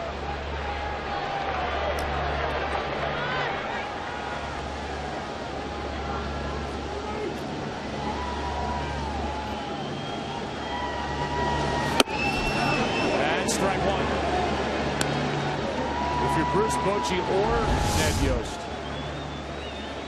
you want to get Strickland some work. You also don't mind getting some of the other guys into the ball game because you've had the long layoff. Game 5 of the NLCS was on Thursday. We have a game tomorrow, then another off day, a travel day before Friday, Saturday, Sunday in San Francisco. That's a strike, and it's 0-2.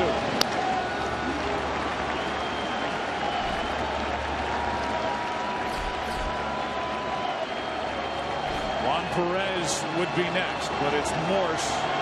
He's 1 for 4 at the plate. These fans are still into it. 29 years.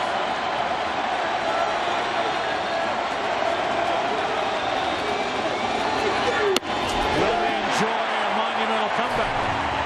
Or will the Giants take game 1 of the World Series? Bottom of the 9th inning rolls in. So will Hunter Strickland, leading by 6.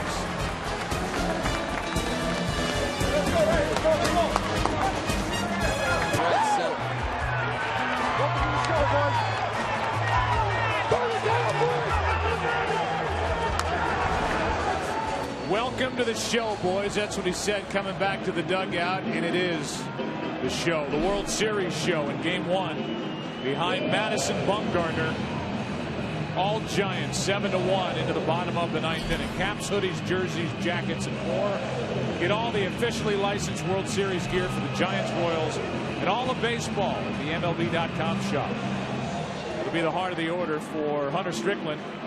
See that last number, 4 home runs in 4 games. All the left-handed batters. Well, here's a guy they're going to need if they're going to get through this World Series. He's got to play a big part in it. It's a big void if he does not participate for the Giants. In a 7-game series, you got to have all men on board. Absolutely. The key, I'm with you, Harold. The Hosmer at bat, just to see another left-handed hitter. He's been making mistakes middle of the plate with that upper 90s fastball to lefties. First out, Lorenzo Cain. How you doing? 97, strike 1. Popping the glove. Crossfire action, that is a nightmare for a right-handed hitter. Strickland's been a Double-A, Triple-A, now the big leagues. Rookie right-hander ready with an 0-1. No chance. Strike 2. Angles, angles, angles. Gets on the third base side of the rubber. Crossfire delivery. That ball's working away from Cain.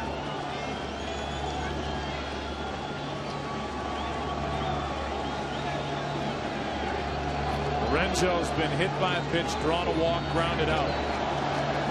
Trying to jumpstart something here in the ninth. A strikeout starts the inning. At 98, 3 pitches. And good to see Hunter Strickland come right back after working on things, the home runs, and he takes care of Cage.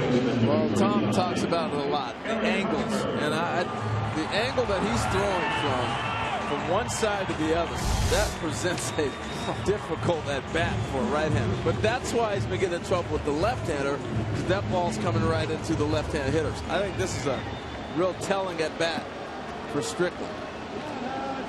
Strickland could launch himself right back into the late inning conversation. He has a good at bat here with Hosmer, who's 0 for 3, but hit the ball hard back in the first. And I do believe all these looks are good for the Royals to get.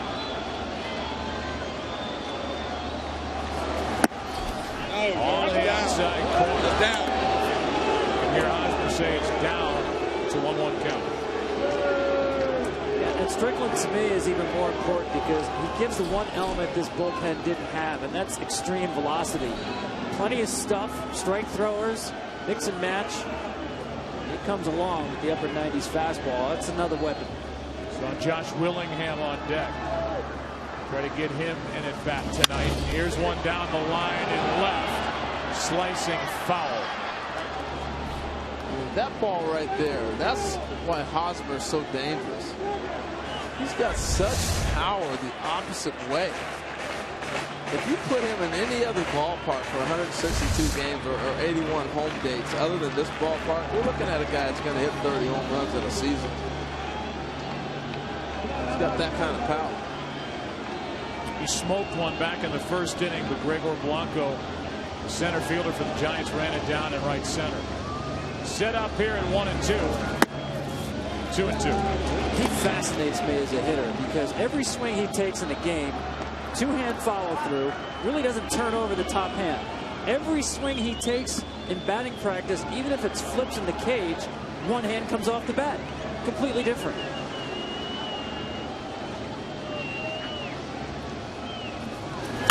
Went down to get it. Panic is there, and that's out number 2. And Strickland gets Hosmer, the lefty.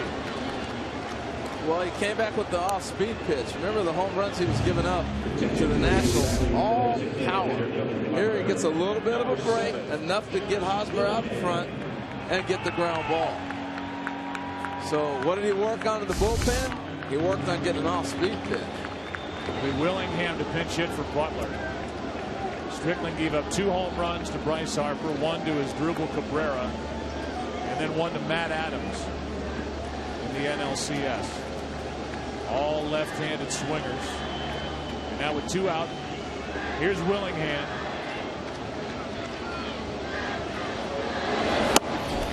Strike 1.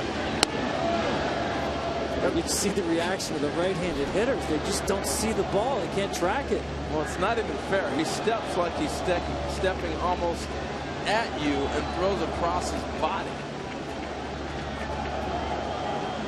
Willingham traded to Kansas City in August from the Twins. There's a breaking ball for strike 2. Now it's completely unfair.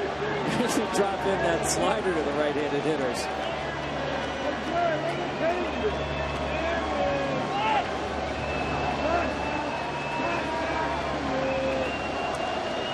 Total dominance tonight by San Francisco in Game 1. As the count stays 0-2.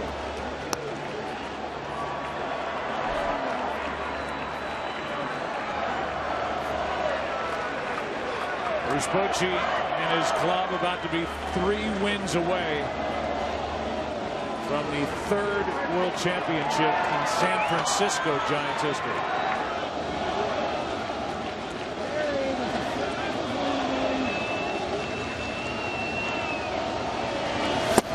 That's just outside, ball 1.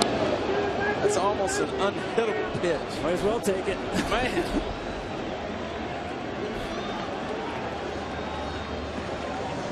He steps at the right-hander, then throws at the other corner of the plate. Go. The hardest thrower in the Giants bullpen comes set. A 1-2.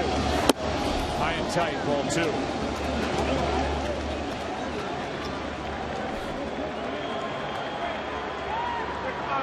Bumgarner will go to 3-0 in 3 World Series starts. 3-1 in 5 postseason starts this year. And oh, by the way, another win on the road for him. The road killed him. That ends the night, and the Giants take Game 1, a final of 7-1. And they do it with an exclamation point pitching, defense, timely hitting.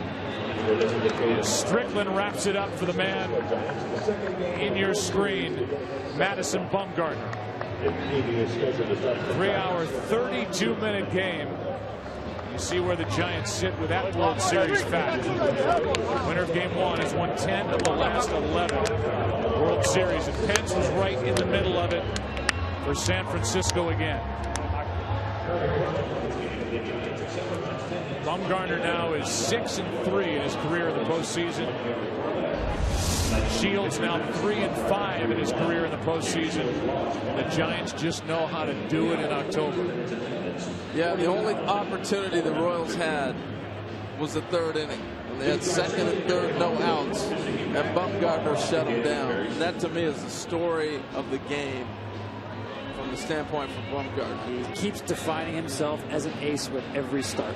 Let's go down to the field and Aaron Andrews. Joe, thanks so much. Hunter, James Shields got in trouble early. You added to his misery with that 2-run shot in the first. Why were you guys able to jump on him so early?